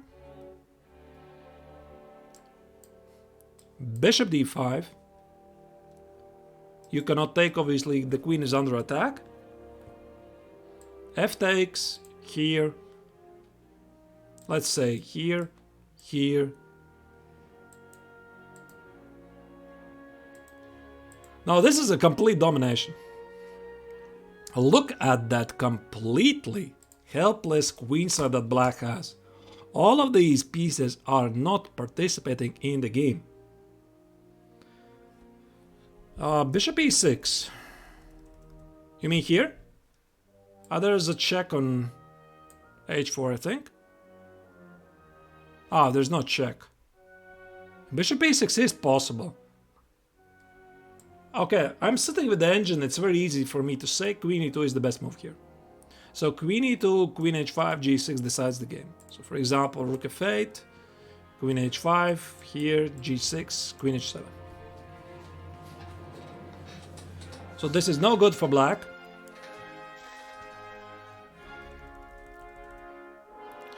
So after knight g5 takes, rook g6 was played with the idea to recapture this annoying pawn with the bishop. And bishop d5 was played anyway. So the idea is to play king g2 very quickly. And bishop takes on g5 loses because of, I think it's just a second. Bishop takes, rook, it's just queen h4. No, it's just actually not obvious. Bishop g8. So queen h7 and rook d6 are very big threats. And black is just getting slaughtered. It might seem very, very crazy to you, but actually black is playing without 3 pieces at the queen side. Like I mentioned, the rook on a8, knight on b8, bishop c8, they are not playing. They don't matter at all. So bishop takes on g5 wasn't possible. So f4 was played, tried to complicate the matters, and now bishop e4. Now this is going to be yet another deadly pin. King g2, rook h1 is still a big threat. And the game ended in a couple of moves. Yeah. Bishop g5, rook d6, yet another pin. More pieces join the attack, and f3 is a desperation. Take, check, here, take, and just take. And that's it. To be honest, I've never seen, no, I mean not really never seen, that's a strong word. I would say it's a very rare occasion to see such a strong player to be completely crushed like that after the opening. So that's the reason why I chose this game to be one of the best of year 2020. And Wesley So, at least on paper, is nominally stronger than Yangyi, and yet he was completely outplayed completely outplayed in this game. So a really excellent game by the Chinese Grandmaster. So the mistake probably, I think, I would say like that. No. I would say it's usually like that at the top level, the mistakes, they very rarely are quite big ones, quite obvious ones. They're small mistakes. They're small mistakes, small inaccuracies, which combine together into real trouble. This is essentially what happened against with Wesley So in this game. Because Queen a5 is inaccuracy. B takes, G3. Knight takes on C3 is inaccuracy. Because he didn't have to do it. He had in his mind this position. He didn't blunder anything. Yeah, Wesley So was playing with black and Yangyi was playing with white. So he didn't blunder anything. He had this idea in his mind. He thought, this is a great position. And the last mistake probably he did was Queen c7. There was no time to play this. He had to try something like... probably something like Bishop e6, I imagine. Bishop e6, Queen e4. Yeah, but this is quite annoying actually. Queen e4, how do you deal with this threat, f6. Ooh, knight d4. Knight e4, bishop d5, knight c6. I didn't see that, to be honest. This is looking great. So this idea of queen c2 and either queen e4, knight g5, they were not easy to parry. And all it took Wesley was one mistake. Queen c7, this is already a bad position. Queen e4, queen c4, and that's it. That's it. At this level, this is an impossible game to salvage. Alright, that was the game number 2 of Best Games of Year 2020, and I think it's time to move on to the final game. Now, I had a couple of guesses here before, so what do you think is this game gonna be? I think it's quite obvious, actually.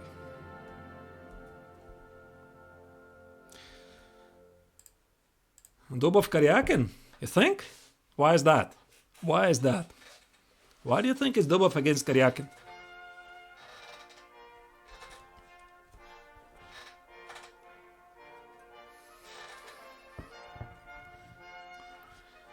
You're right.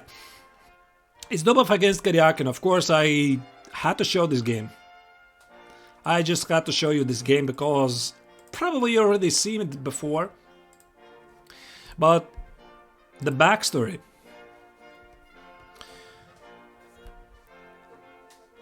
Obviously, everybody knows. Those of you who are following chess quite closely. Sergei Karjakin, the former World Championship title challenger, he played against Magnus Carlsen World Championship match in 2016, and he almost beat him. He was very close. He was leading by +1 at several games until the finish. He was very close to score the second win. Probably it was the nerves which got the better of him, and he lost the title, and ever since he hasn't played that good, but still. Sergei has been known as most solid player around. I mean, this is the so-called Minister of Defense. He has been nicknamed this title. He is very good at defense, usually playing super solid, positionally based chess. And on the other hand, there is Dubov, Daniil Dubov, the rising star from Russia, who is, I would dare to say, Tal reborn. I mean, the way he's playing this beloved game of ours, it makes me question, is he really Tal reborn or not? Because he's producing so many wonderful, great ideas and novelties, and playing different chess, not others. I just had to show you this game. So this is the game of the last round of Russian Championship Super Final. Sergei Karjakin was going for the first place. He was fighting for the title alongside with... who was it? Yeah, Nepomniachtchi, right? I think so. They were fighting for the top place together with Nepomniachtchi. And Nepomniachtchi crushed Karjakin in the middle of the tournament. Still, Karjakin was doing great. And the final round. So the final round, they're playing against each other. And obviously they have some backstory, because they already used to play a couple of times before, most notably in... which World Cup was it? Yeah, I don't remember. One of the previous World Cups. World Cup of 2000 and... I don't remember. 17 was it? Yeah, when Dubov kicked Karjakin out with a powerful home preparation. And this is what happened in the game. So e4, e5, knight f3, knight c6, bishop c4, bishop c5. This started as Italian opening. We are gonna see fireworks in a couple of games. Hey Mokolok, no, I did not see. What happened there? I briefly saw they were running adoption stream. So Daniil Dubov is playing with white. And Sergei Karjakin is playing with black. So this is a famous game. It was played this month. I mean, not this month, previous month. In the Russian Super Final. Okay, I see. Well, it happens. So here, Dubov played c3. My favorite chess players. I don't know. They tend to change all the time. From all-time players, probably Mikhail Tal, I would imagine. So knight f6 was played, d4, e takes. And the backstory is this, you have to understand this. The main move here, prior, was all the time to be played e5. And after e5, black would typically respond with d5. Something like either bishop b5 or bishop e2. Let's assume it's bishop b5. Knight e4, c takes, and either bishop b4 or bishop b6. And black is usually very solid. Exactly how Karjakin likes to play it. So if white tries to play it funny, instead of this, he tries to play, let's say, e takes on f6. Thank you. So this is not a good line. D takes, F takes, Rook G8. Maybe it was check first. I don't remember. Maybe it was a check first. Queen to check. Bishop E6, F takes, Rook G8. Something like... Yeah, just not a good line. Yeah, there is no way white is having a good game here. So now that you know the backstory. So after knight f6, d4, e takes. Now, Daniil Dubov is one of the most creative players around, a very imaginative player. And suddenly he plays b4. What are you doing here if you are Karjakin? So you're still trying to control things. You're trying to control what's happening here. And at the same time, avoid some crazy preparation. This is obviously a preparation. This is not improvisation over the board. This is prepared at home. So the idea is revealed after, let's say, yeah, bishop b6 is the obvious move, but let's say something like bishop e7. I checked the games. Bishop e7 remains to be a novelty. Nobody has played it yet. b4. b4, my friends, is not a novelty. It's already a played move, although pretty much never at the GM level. So this is what Dubov played. And after bishop e7, Karjakin didn't play it. I imagine Dubov's idea was to play e5. Now d5 is impossible because there's another bishop under attack. Knight e4 has to be played. Now white can safely play b5. Knight a5. And bishop d5. I think so. This was Dubov's idea because I don't know. I'm just guessing the way he plays. Because bishop d3 allows d5, and this is already a good position for black. So bishop d5 stops black from playing d5. Knight takes c3. Takes. Short castle. Probably short castle. And queen c2. And this position is very easy to misplay because especially when you are not prepared. So white is trying to start a kingside attack, and also he's thinking about ideas to bother this knight. So for example, d6, bishop e4, and the only move is king h8. Now this is insane, because h6, black already is in trouble. Here, here, and here. Now look at these bishops.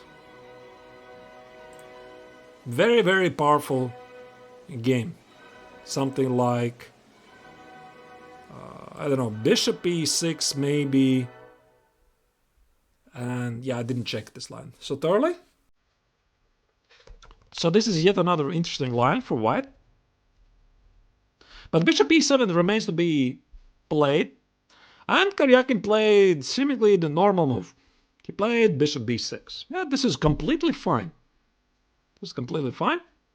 e5. Right, here we go. The music is appropriate. Karjakin had a chance to play d5.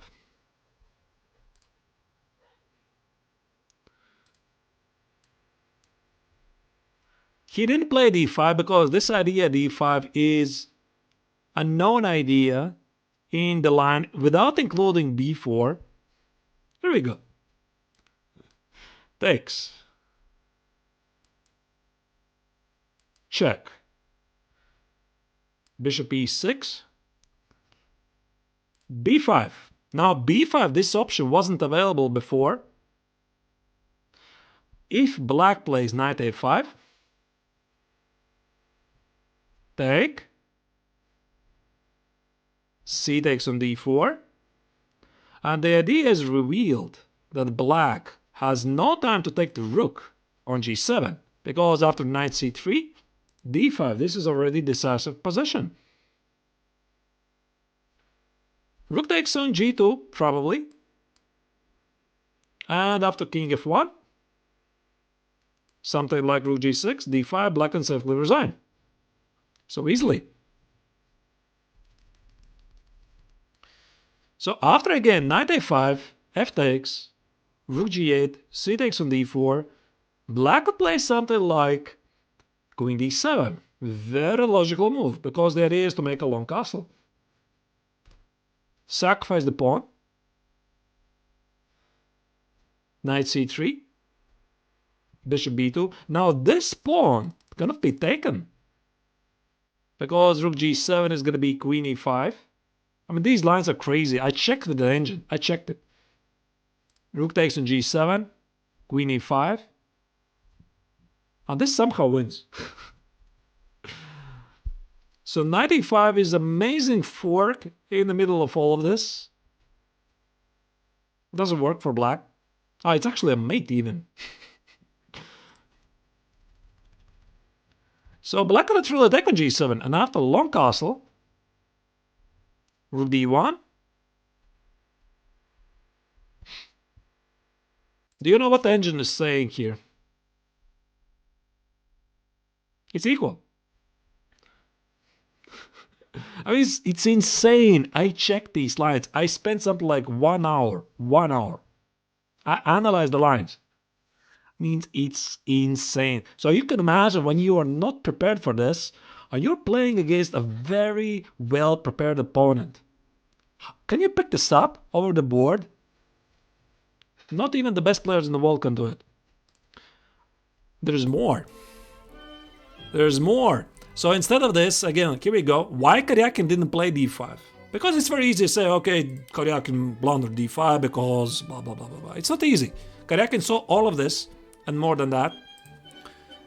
So after he played knight e4, after d5, there's yet more funny lines. After queen e2 check, b5. Now it's gonna be the most crazy lines of them all. Imagine yourself. Dubov is playing against his clone. Is Daniil Dubov against his clone? What do you think the clone will play here?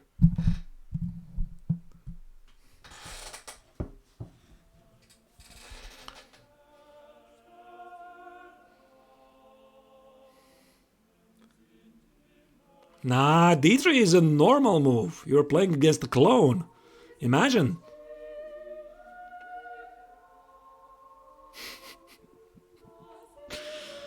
It's insane. Check this out. It's only the start of the line. I'm pretty sure Dubov knew all of this. I'm pretty sure. Because the guy, he analyzed the line so deeply. Yeah, night before, what happens? Now I take. Accept the piece. You have to accept because knight e3 is a very annoying check. Queen f6. So queen e5 is a mistake. I won't dwell into details why it's a mistake, because it is a mistake. So white plays a4, defending against the d3 threat and threatening to play a5. Queen g7.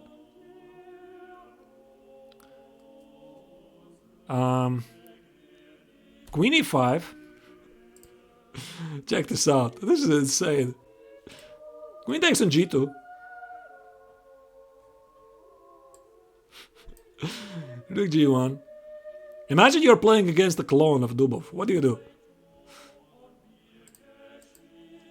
Sacrifice.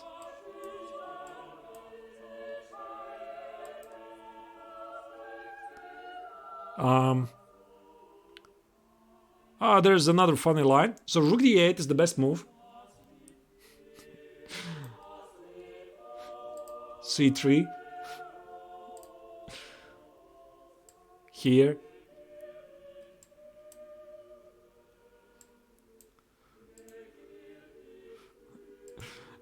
Draw. This is the perfect play. Can you pick this up? This was the perfect play.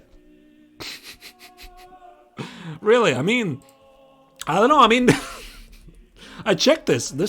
Everything is valid in engine. So, yeah, so after, again, d5, e takes, here, queen to check, here, b5. Now the perfect play apparently is knight b4, takes, here, c takes, queen f6, a4, queen g7, and queen e5 has to be played, otherwise black is just gonna make a long castle. This is a threat, this is a threat. Yeah, by the way, d3 is a threat already. So queen e5, all of this is forced. Boom, boom, boom. Here, there's another line. c3 check immediately. a5.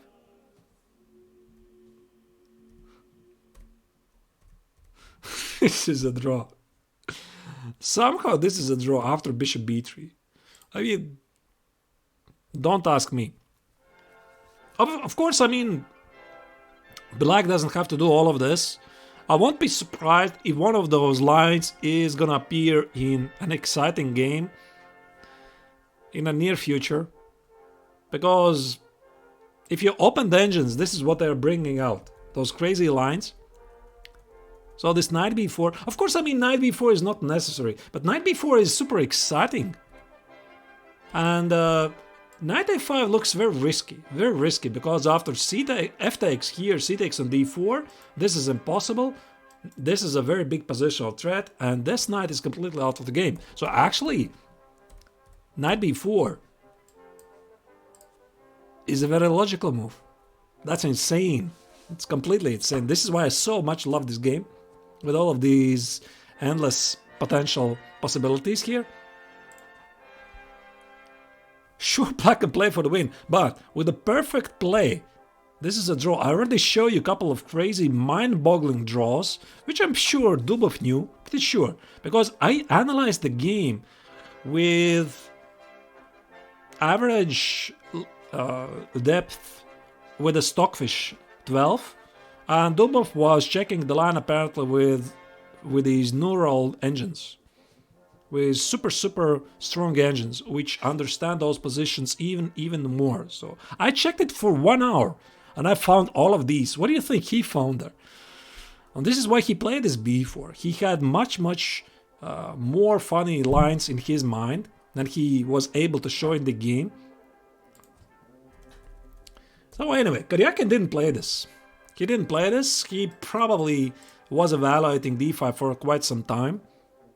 Maybe he recognized the idea from some old analysis. Pretty sure he wasn't ready for this. So he played knight e4. After knight e4, bishop d5, again white does not want to allow black to play d5. For example, something like bishop d3 is just d5. E takes, knight d6, black is happy. So this is why bishop d5 was played. Knight c3. Yeah, check it out, it's gonna be more crazy lines. So knight takes on c3, d takes, bishop g5, f6. Knight e6 was played in the game. f6 is, you don't want to make this move.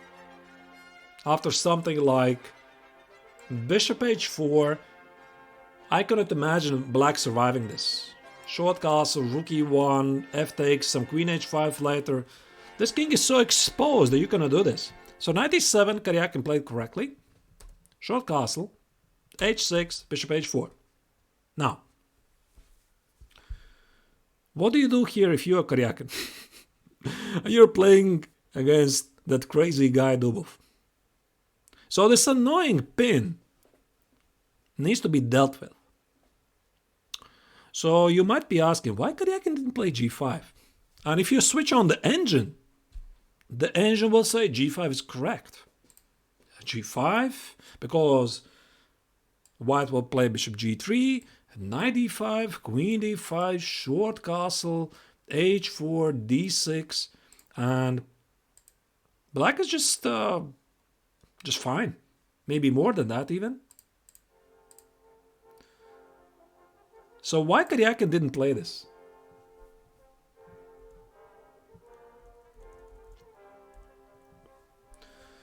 Because he was getting suspicious that his opponent is going to sacrifice even more. Because of knight g5. No. He was pretty much in control, I think, at the time. So after knight takes on g5, I'll show you a couple of lines. What happens after knight takes on d5? Simply go back.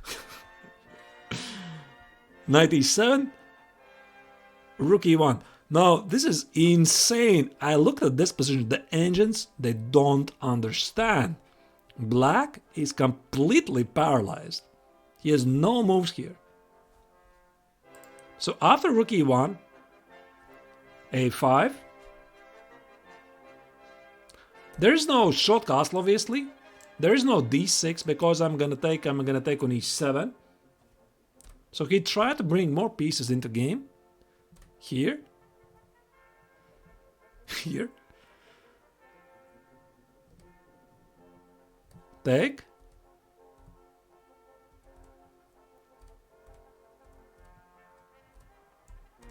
I would dare to say that black is simply lost. Because it's such a powerful bishop on f6. Knight f5 is a big threat. Queen h7 is a big threat. The engine keeps a draw. Yeah, the engine somehow finds a draw. For a human being, this is impossible to defend this. So Karjakin probably is thinking about all of this. Not really so deep, I imagine. Because at some moment you have to rely on your intuition, because you are not able to calculate everything to the end. Yeah, how do you get rid of that bishop exactly? So he played short castle, but after g5 takes, what if he would have taken with the pawn? Bishop g5. Now look at these deadly pins. Here, queen f3.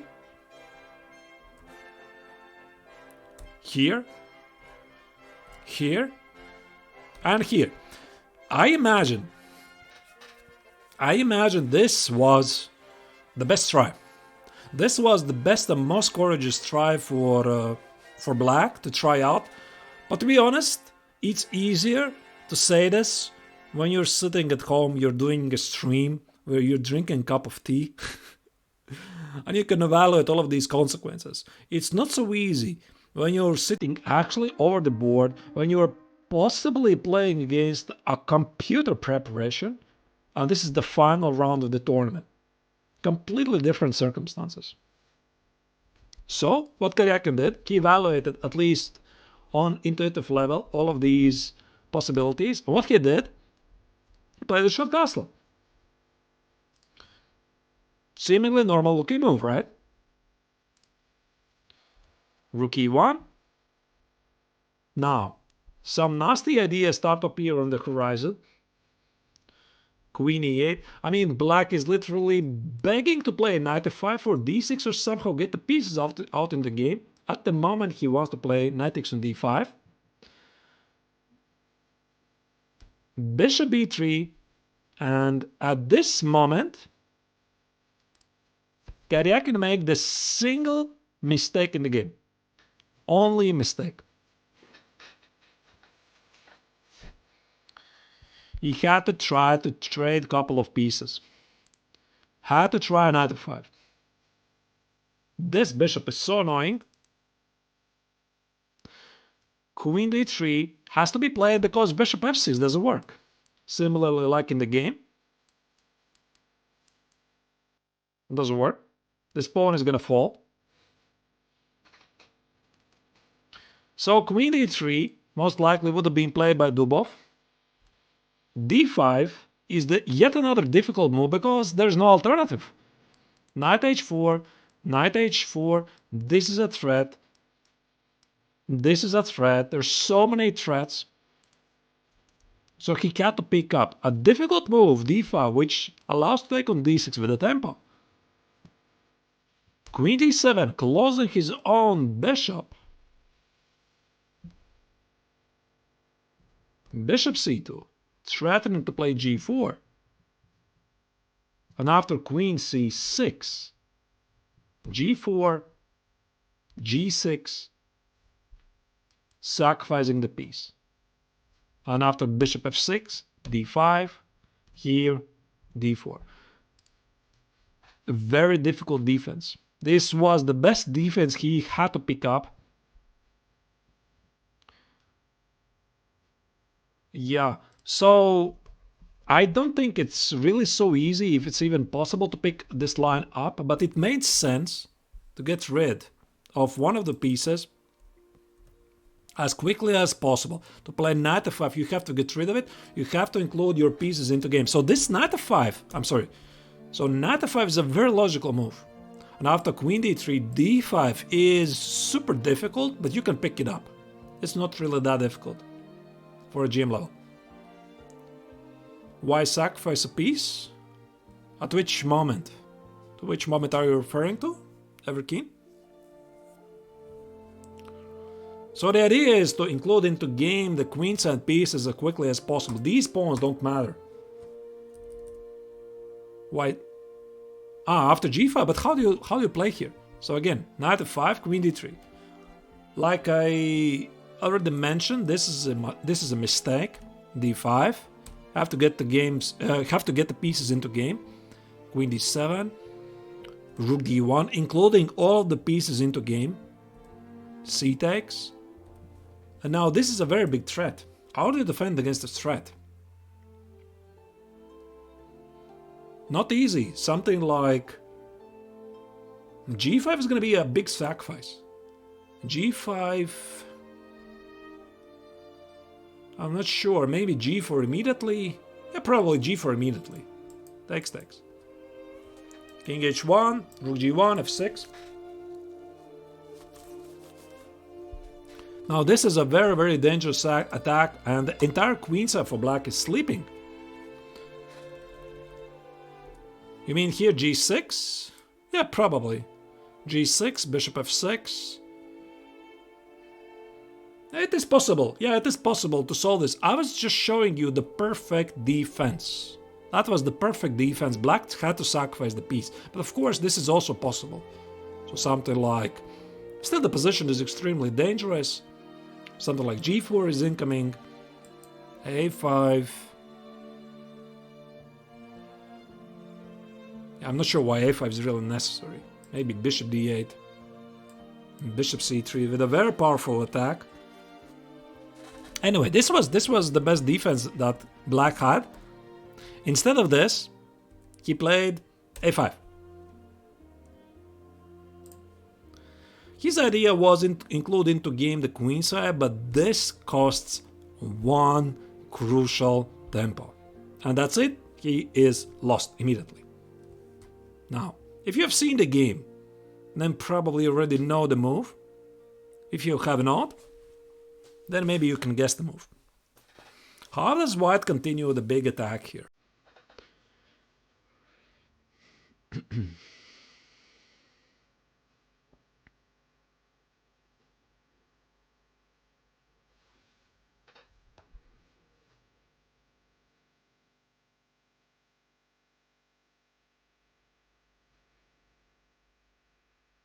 E6, no, e6, no.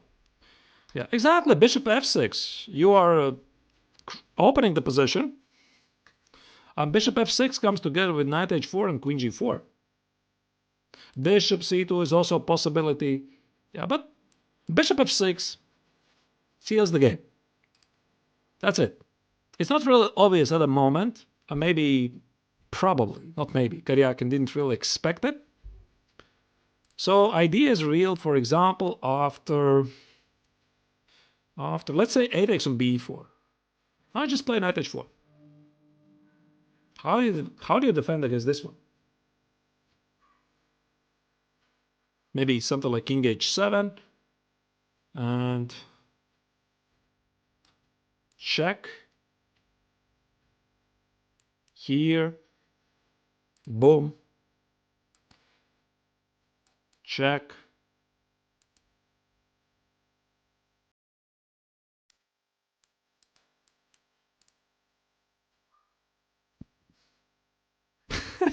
Knight d6. Knight d6, he takes, queen g6. This would have been yet another immortal game, although this already is immortal game to my eyes. So obviously the queen cannot be taken on g6 because there's a very powerful pin. This bishop on b3 is so deadly. So you cannot really take the pawn on b4. Knight f5 here is one move too late. So after knight f5, White just plays g4. Takes on f5. And king h1 is decisive attack. Yeah, by the way, it's curious. I see that there's the chess.com engine which doesn't even recognize this is completely losing for Black at the moment. I mean, the entire queenside again is sleeping, it's not doing much, and White has started decisive action at the kingside. So rook g1 already is a big threat. Rook g1, queen c1, get to this pawn, queen f4. Every single piece is looking towards the attack. So something like, let's say a takes on b4. Yeah, okay, now it sees. Now it sees. Oh, knight d2. Knight e2, queen g4, rook g1, knight e4. This is insane. Check. And that's a mate on the board. Rook on a1. I mean, rook a1 is ready to join the attack at any moment. Bishop f7? Where's bishop f7? There's no need to include bishop f7. This bishop is very nice here. So this knight f5 doesn't help anything. g4 again, takes. Yeah, I have no suggestions here really. So this is a big threat. Queen e7, king h1. That's it. Seems to be bishop f2 doesn't change anything. Rook e2, rook g2, same threats. This game is over. This game is over. It's lost. So knight f5 is one move too late. Here Karjakin had to do it immediately. He had to do it immediately while he had a chance. So he missed one move, and that's it. So bishop f6, a4, another attempt tried to complicate the matter. Bishop c4, keeping the bishop on the long diagonal. Knight g6. Queen d3. Yeah, queen d3 was played by Dubov, and he missed an immediate win. There was an immediate win. Quite nice one, actually. So knight h4. Threatening to play knight g6. And after knight takes on h4, just play queen g4. So that's it. White sacrificed knight just to win a tempo. That's it. The sole reason. One tempo is everything. So queen g4 threatening with a mate. Knight g6 is queen g6. You're gonna take. And this is inevitable mate on g7. So black can try to defend with knight f5. Bishop d3. Threatening to take here and then mate. d5. The best defense. So the idea is very deep actually, because bishop takes on f5 is actually a mistake because of g6. And there's no attack anymore. And the king is in safety. But after e takes, what was the line here again? Yeah, bishop takes, queen d7. This is the best defense. And white is just dominating the board. I don't know. I don't know if Dubov saw all of this, or partly, or maybe he thought this is not enough. I switch on the engine is saying white is completely crushing the attack, and yeah, those bishops on d3 and c3 are completely dominating the game. So instead of this, Dubov played queen d3. I'm sorry, not here. Yeah, he didn't play knight h4, he played queen d3. Queen d3, d5. Finally, Karjakin is trying to develop all of his pieces, but this is slightly too late. So after d5, e takes, bishop a6. Now we are coming to the real concerto.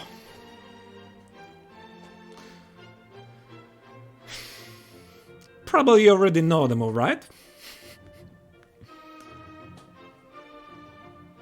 So black has developed all of his pieces. Rook a6.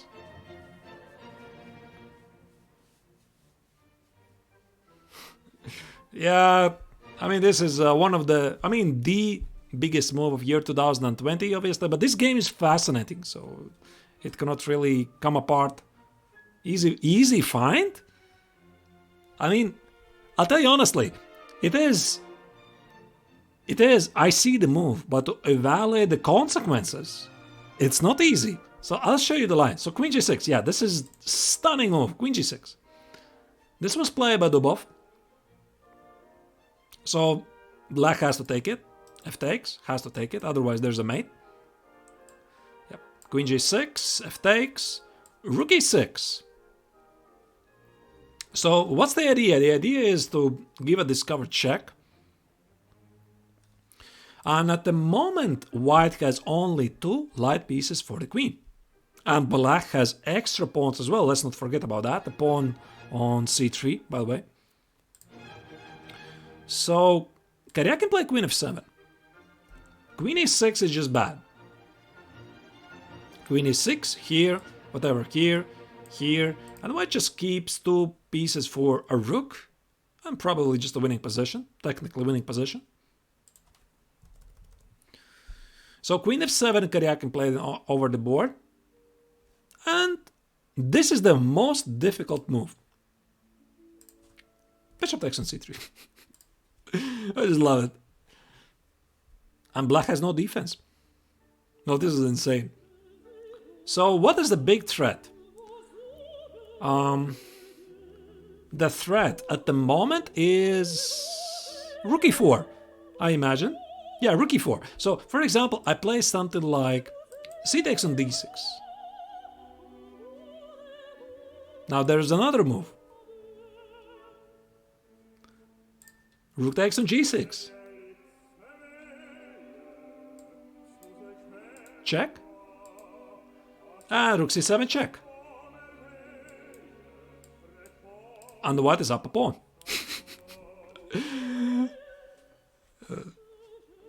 You like it? Yeah, thank you. I hope you like it. If you don't like a particular song, I can just skip it. Not really a fan of opera myself. I just like the classical music. Alright, so this doesn't work for black. I mean, like anything else. After bishop takes on c3.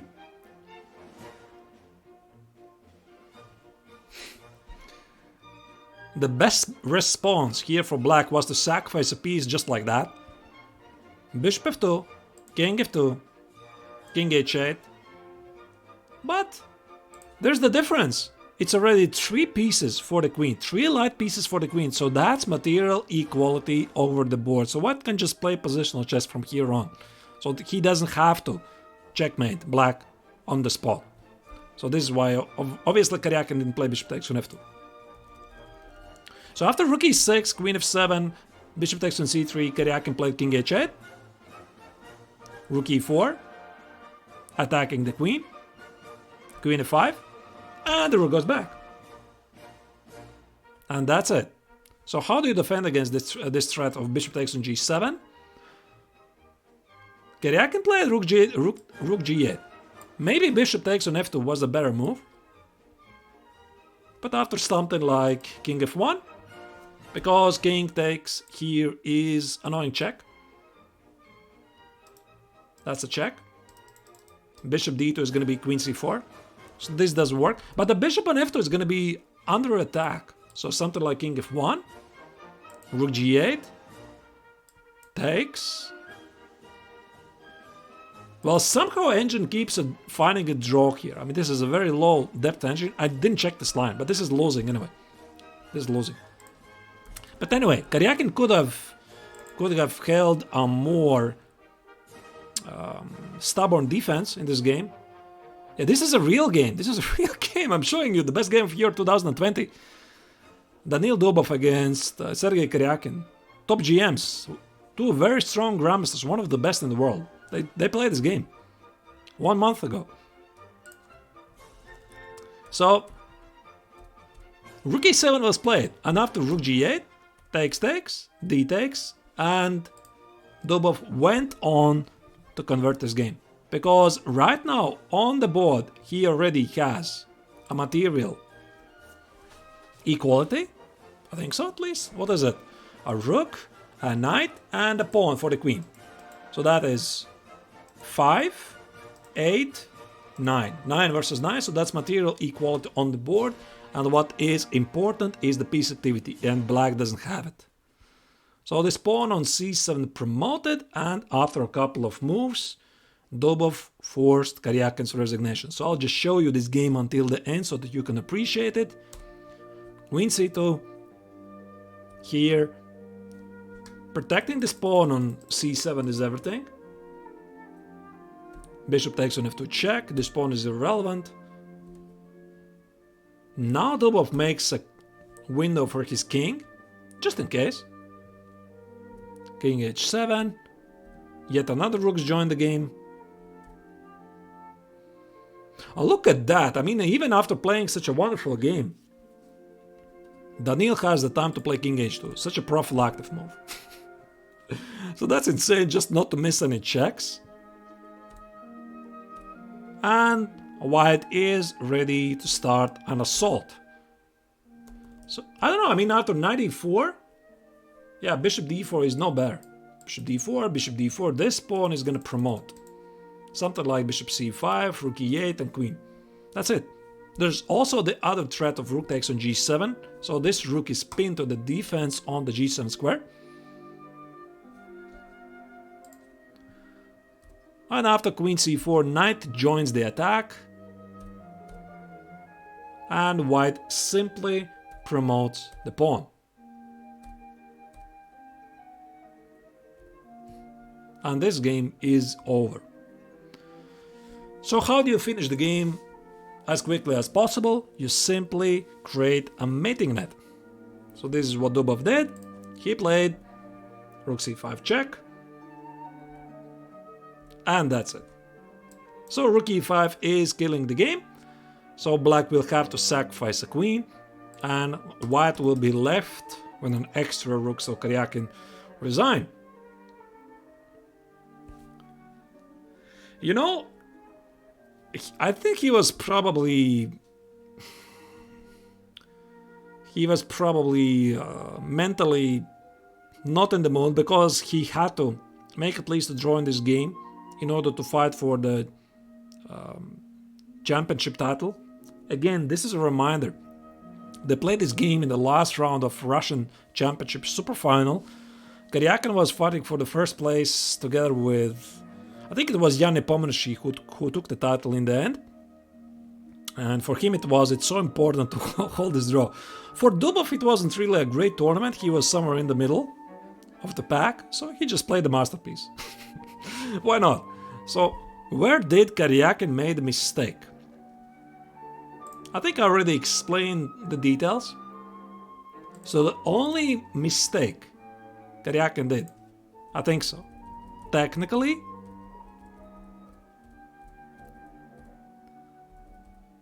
is this one, a5. I think so. He was playing a flawless game. Although this is an extremely dangerous approach.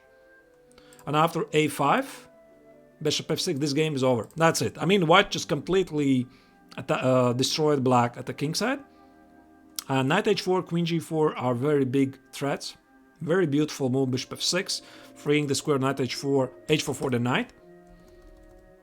But I think he had to go for some of the more complicated lines. So here after knight e7, short castle, if he played h4, I think he had to try to play g5. This felt more to the spirit of the position. That's not a mistake. Legendary metrics. That's not a mistake. I mean, that's just completely different approach of the game. Yeah, d5 felt it had to be played, but knight e4 is also playable. Although knight e4 I think is slightly more risky. But here, I think he had to go for this line. After g5, takes, and play d6. At least this is the line I think black had to be able to evaluate, at least from afar. It's dangerous, sure. White has an initiative, sure, but he has a lot of defensive resources here. So I checked this line with an engine. I was unable to find a direct way how white is crashing through. Definitely he has a very powerful attack. Like I mentioned, queen f3, bishop e6, what was it here? Takes, here, rook d1. But this is everyone's game. Yeah, completely crazy game. Of course, very often it comes until the first blunder. So for example, something like if you want to get rid of these pins, you play queen c8, now you drop the game on the spot. Take, and queen f6. And this ends the game. So it's very easy. In such a tactical game, it's very easy to make a mistake if you're defending side. And all he did, he lost one critical tempo. And that's it. Yeah, that's it. And after this was just over. Yeah, instead of queen d3, there was supposedly a quicker win with knight h4. But queen d3 is also fine. Like Dubov said in an interview after the game, he saw that queen g6 is at least a draw. And he decided to play this just for the spectators. This phrase reminds me some of the revelations by Mikhail Tal, who once said, it always was the greatest joy for him to hear how the audience would appreciate his beautiful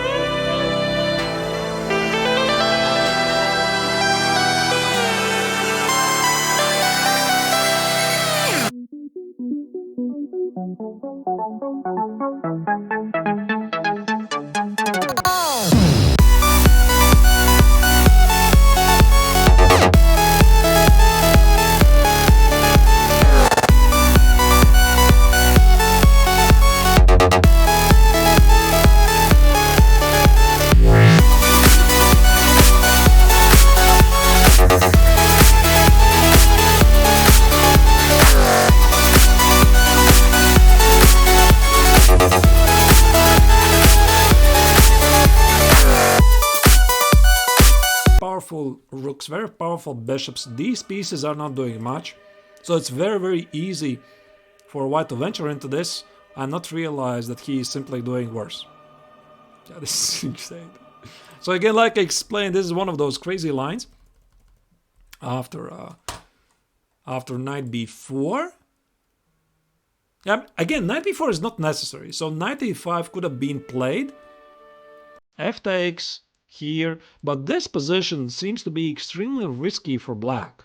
And previous one is crazy, but it's not so risky. This is strategically risky because white is threatening to play knight c3 and d5. So rook g7 is a mistake already. So this is it. Goodbye. Rook g2 and king f1. I already showed this line. So black is just losing by force. So you gotta do this. And so instead of rook takes on g7, there was... this line I didn't show to you. Queen f6, yet another drawish line. Queen f6, bishop b2, take. Now this is a big threat. And if you are sitting here with black, you have to understand that this is a draw. After queen g4,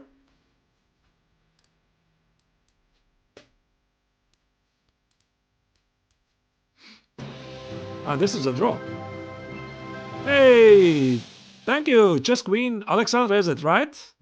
I was just analyzing the game between Daniil Dubov and against Sergei Karjakin from the Russian Super Final and some of those crazy sublines. So I hope you had a great stream. I imagine the first stream of year 2021. Hope you had a good one and hope you are appreciating what I'm doing here. Righty. Thank you, guys. So that was again the line between one of those crazy sublines between Daniil Dubov against Sergei Karjakin. I was just checking this line. Why Karjakin didn't play d5? I didn't read any interviews afterwards. What Karjakin had said about this matter, I just switched on the engine, briefly analyzed it myself, and I came to the conclusion that after d5, takes here, check here, b5, that knight b4 is the best move. This is insane. And it ends with a draw, some crazy draw. The king, white king gets to the c4, it's a perpetual. So that's the modern chess at its best. Righty. So hello Marius and everybody else. Hope you had a great stream yourself. And yeah, actually I was a guest of chess.com Russian Twitch channel on New Year's Eve, and I was playing a couple of games against subscribers.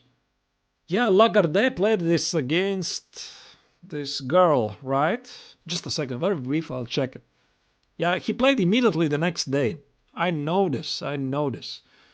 Just a second, I'll find it for you. I think I have it. Just a second. I didn't prepare this.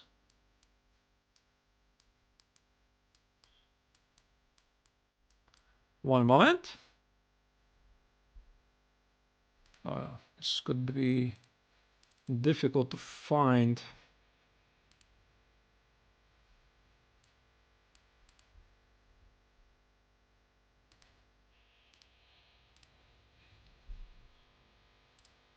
Hold on there. Now you can write me in Russian as well, but this is an English stream, so thank you anyway. Just a second, I'll find it. I'll find it for you. Just... Oh, I haven't updated my database. Yeah, I think it was something like that.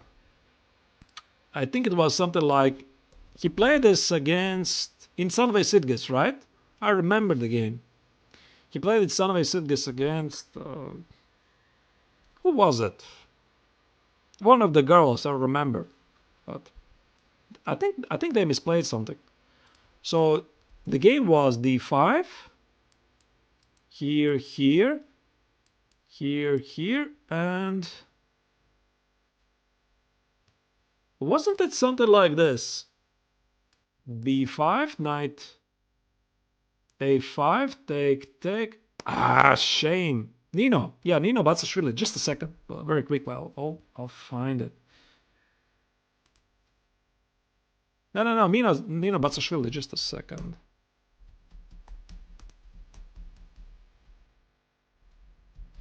Very quickly, I'll find it.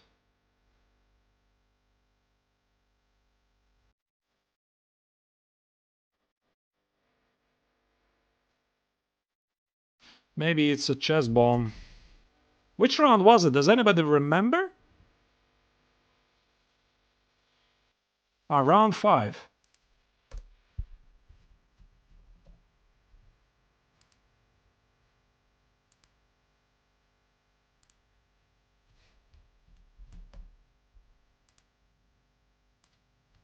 Okay, here we go. Just a second.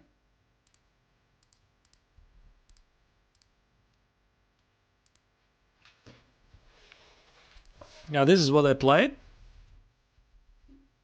b4, bishop b6, e5, d5.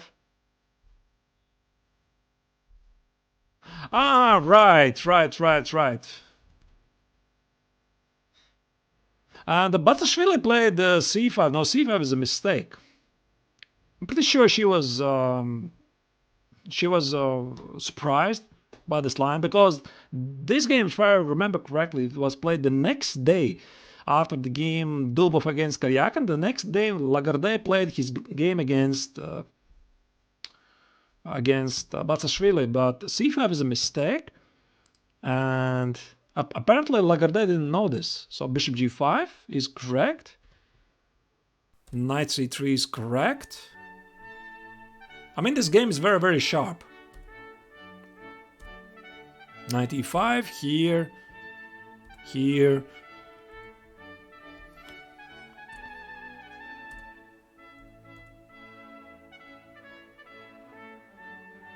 What?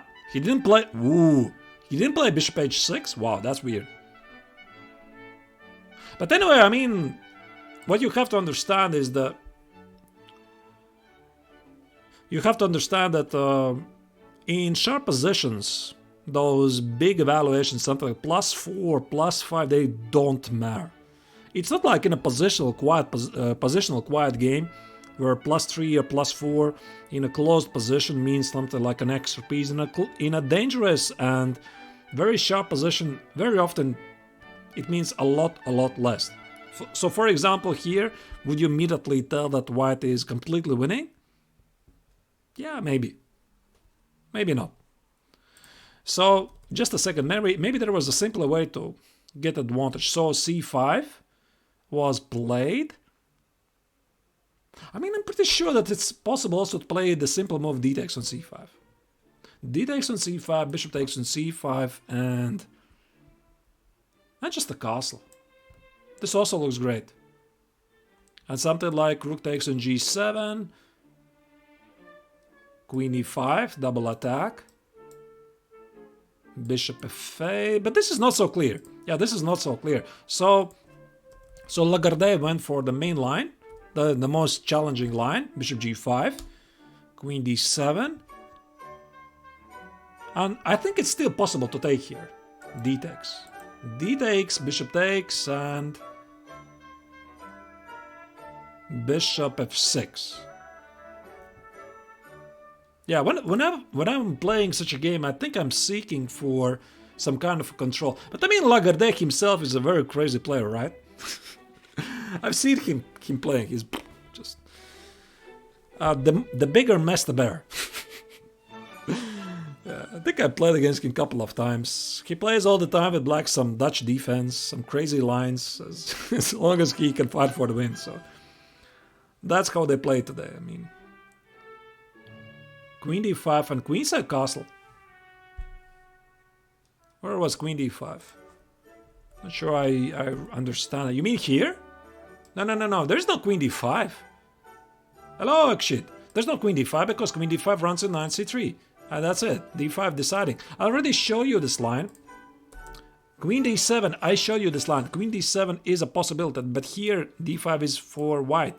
I discovered this after mere 1 hour of analysis. I'm pretty sure that Lagarde was sitting more on this position than I was, because I was just doing this just to get familiar with these rising positions. They're fun. They're definitely fun. Yeah, so Queen d7, d5, Queen d5, Knight c3. This is the big idea. So something like, what was the line again here? I forgot. So something like Queen d3 and Bishop b2. Yeah, this was the line. So Queen b3, Bishop b2. This pawn is impossible to take because of Queen e5 and black loses. And after Queen e2, this is a mistake because of Knight e2, white keeps this pawn on b2, and this Knight on a5 is out of the game. That's it. So yeah, so the c5, that's interesting, definitely. Queen e2, Bishop e6, here, c takes, and c5. But that's losing apparently. Here, and Knight c3, very, very straightforward. Of course, the biggest difference between Maxime Lagarde and Daniil Dubov is I'm pretty sure that Dubov would have played here long castle. Like he already played it once. Against who was it? Just a second, was it in 2020? Yeah, happy new year. So, long castle. Now, probably it's just a bad move, but there's no need to do this. Knight e4 or Knight e5, but still, I mean, this position is a complete mess. So all of this derived from this so-called quiet Italian opening. Again, so Bishop c4, e4, e5, Knight f3, Knight c6, Bishop c4, Bishop c5, c3, Knight f6 and d4, and b4. I'm pretty sure we are gonna see a lot more games in this line. Against Giri. Just a second. Against Giri, was it? Was it 2020 or 19? I'm pretty sure it was 19 because, yeah, that was 19. Just a second, I'll find it. Although technically this is the best games of year 2020, since we're all fans of Dubov. Just a second.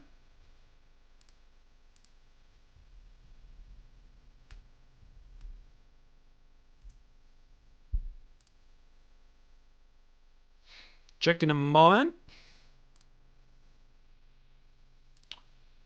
Where is it? Where is it? Oh, it's this game. Okay. Yeah, that's unfortunately 2019. Very quickly, I'll show you this idea. So this was Daniil Dubov against Anish Giri. So e4, some big theory, a4, c6. I'm not going to talk much about that because I don't know this line, to be honest.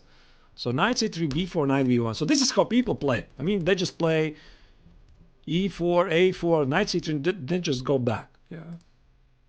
like in that previous game, one of the best games I was showing of year 2020, when, who was it? Maxime Vachier-Lagrave was playing against Jan Nepomniachtchi. First he plays queen g4 in the French win hour, causes some damage at the king side, then goes back queen d1. All the white's pieces are positioned on the first rank, and white is simply better. That's the modern chess. So knight b1 was played. Here, h6, crazy line. Take. Reminds me of the Botvinnik variation. Knight b2, c3. This must have been some big theory. So, you know, we can just sit and observe such games because I don't understand them. Bishop b5 check. So this move I understand. The idea is to limit this knight's position. Just a second, this is still normal. Take, take. Queen d5 is normal. Queen takes on d4 is normal. Here, here, and here. So far, this is normal. What is not normal is this move.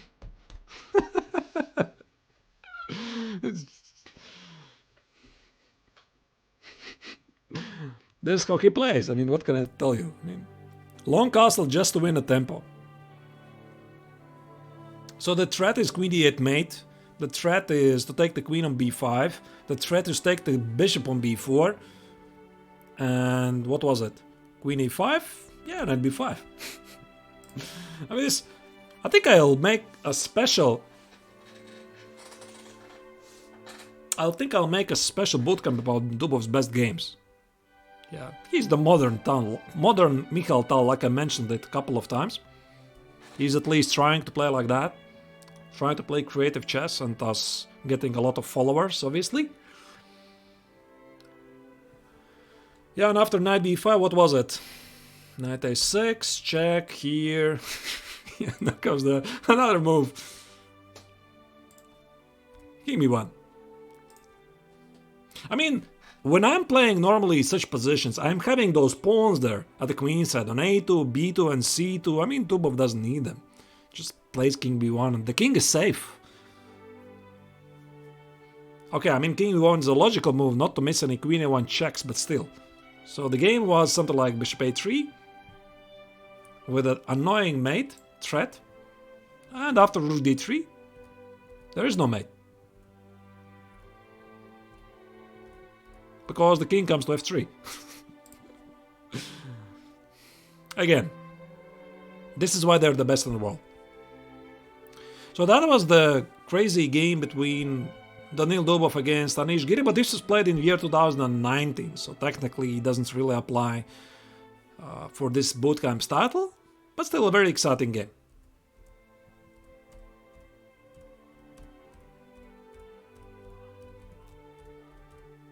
And the decisive move was and checkmate. Right. So again, let me go back to this crazy line. I definitely expect it's gonna meet more games in year 2021. d4, he takes b4.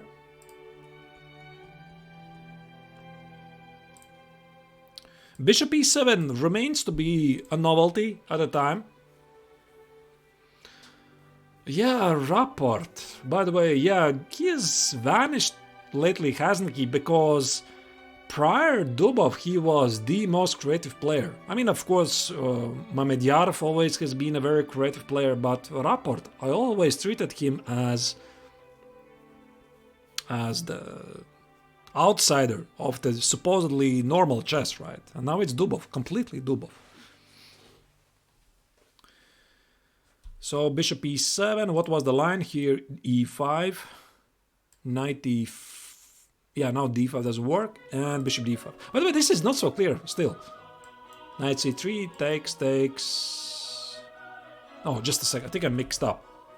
e5, knight e4, first b5. Yeah, first b5. Now bishop d5.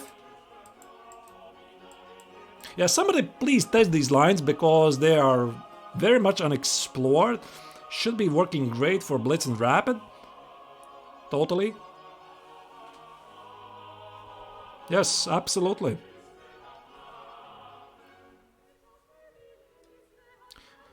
This was the game between Danil Dubov against Sergei Karjakin. Yeah, I checked it, Sashadov, I checked it. I already showed these lines. These obvious lines of bishop b6, e5, d5, takes, check, here. You're referring to this one, right? This easy move. Yeah, this is easy. I make such moves before breakfast.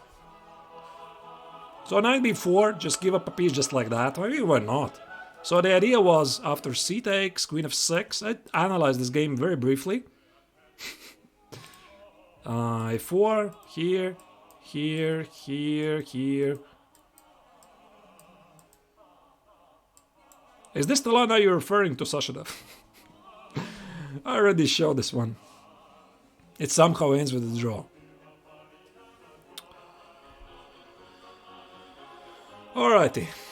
Yeah, so that means only what? That romantic chess is alive. It's still alive. It really depends on the player. You can still make chess exciting, and that's what Daniil is really trying to do. I had the honor to play against him a number of times here on chess.com. I actually beat him more than once, actually. Though he did meet me more than that.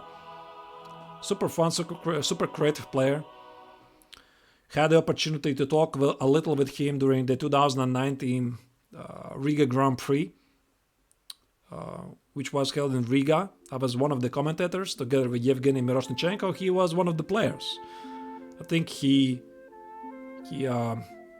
quit the tournament after the first round and he joined us for a couple of days in the commentary booth. Alrighty. Anything else you would like to check? Yeah, this is a crazy line, isn't it?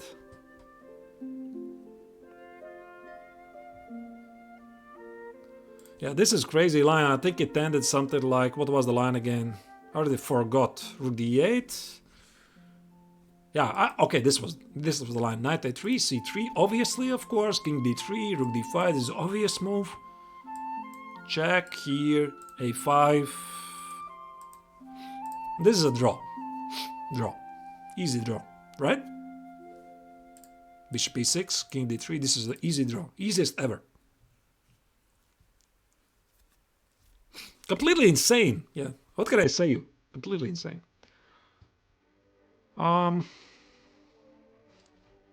Yeah, from the best games of year 2020, I'm pretty sure I've showed you all of them.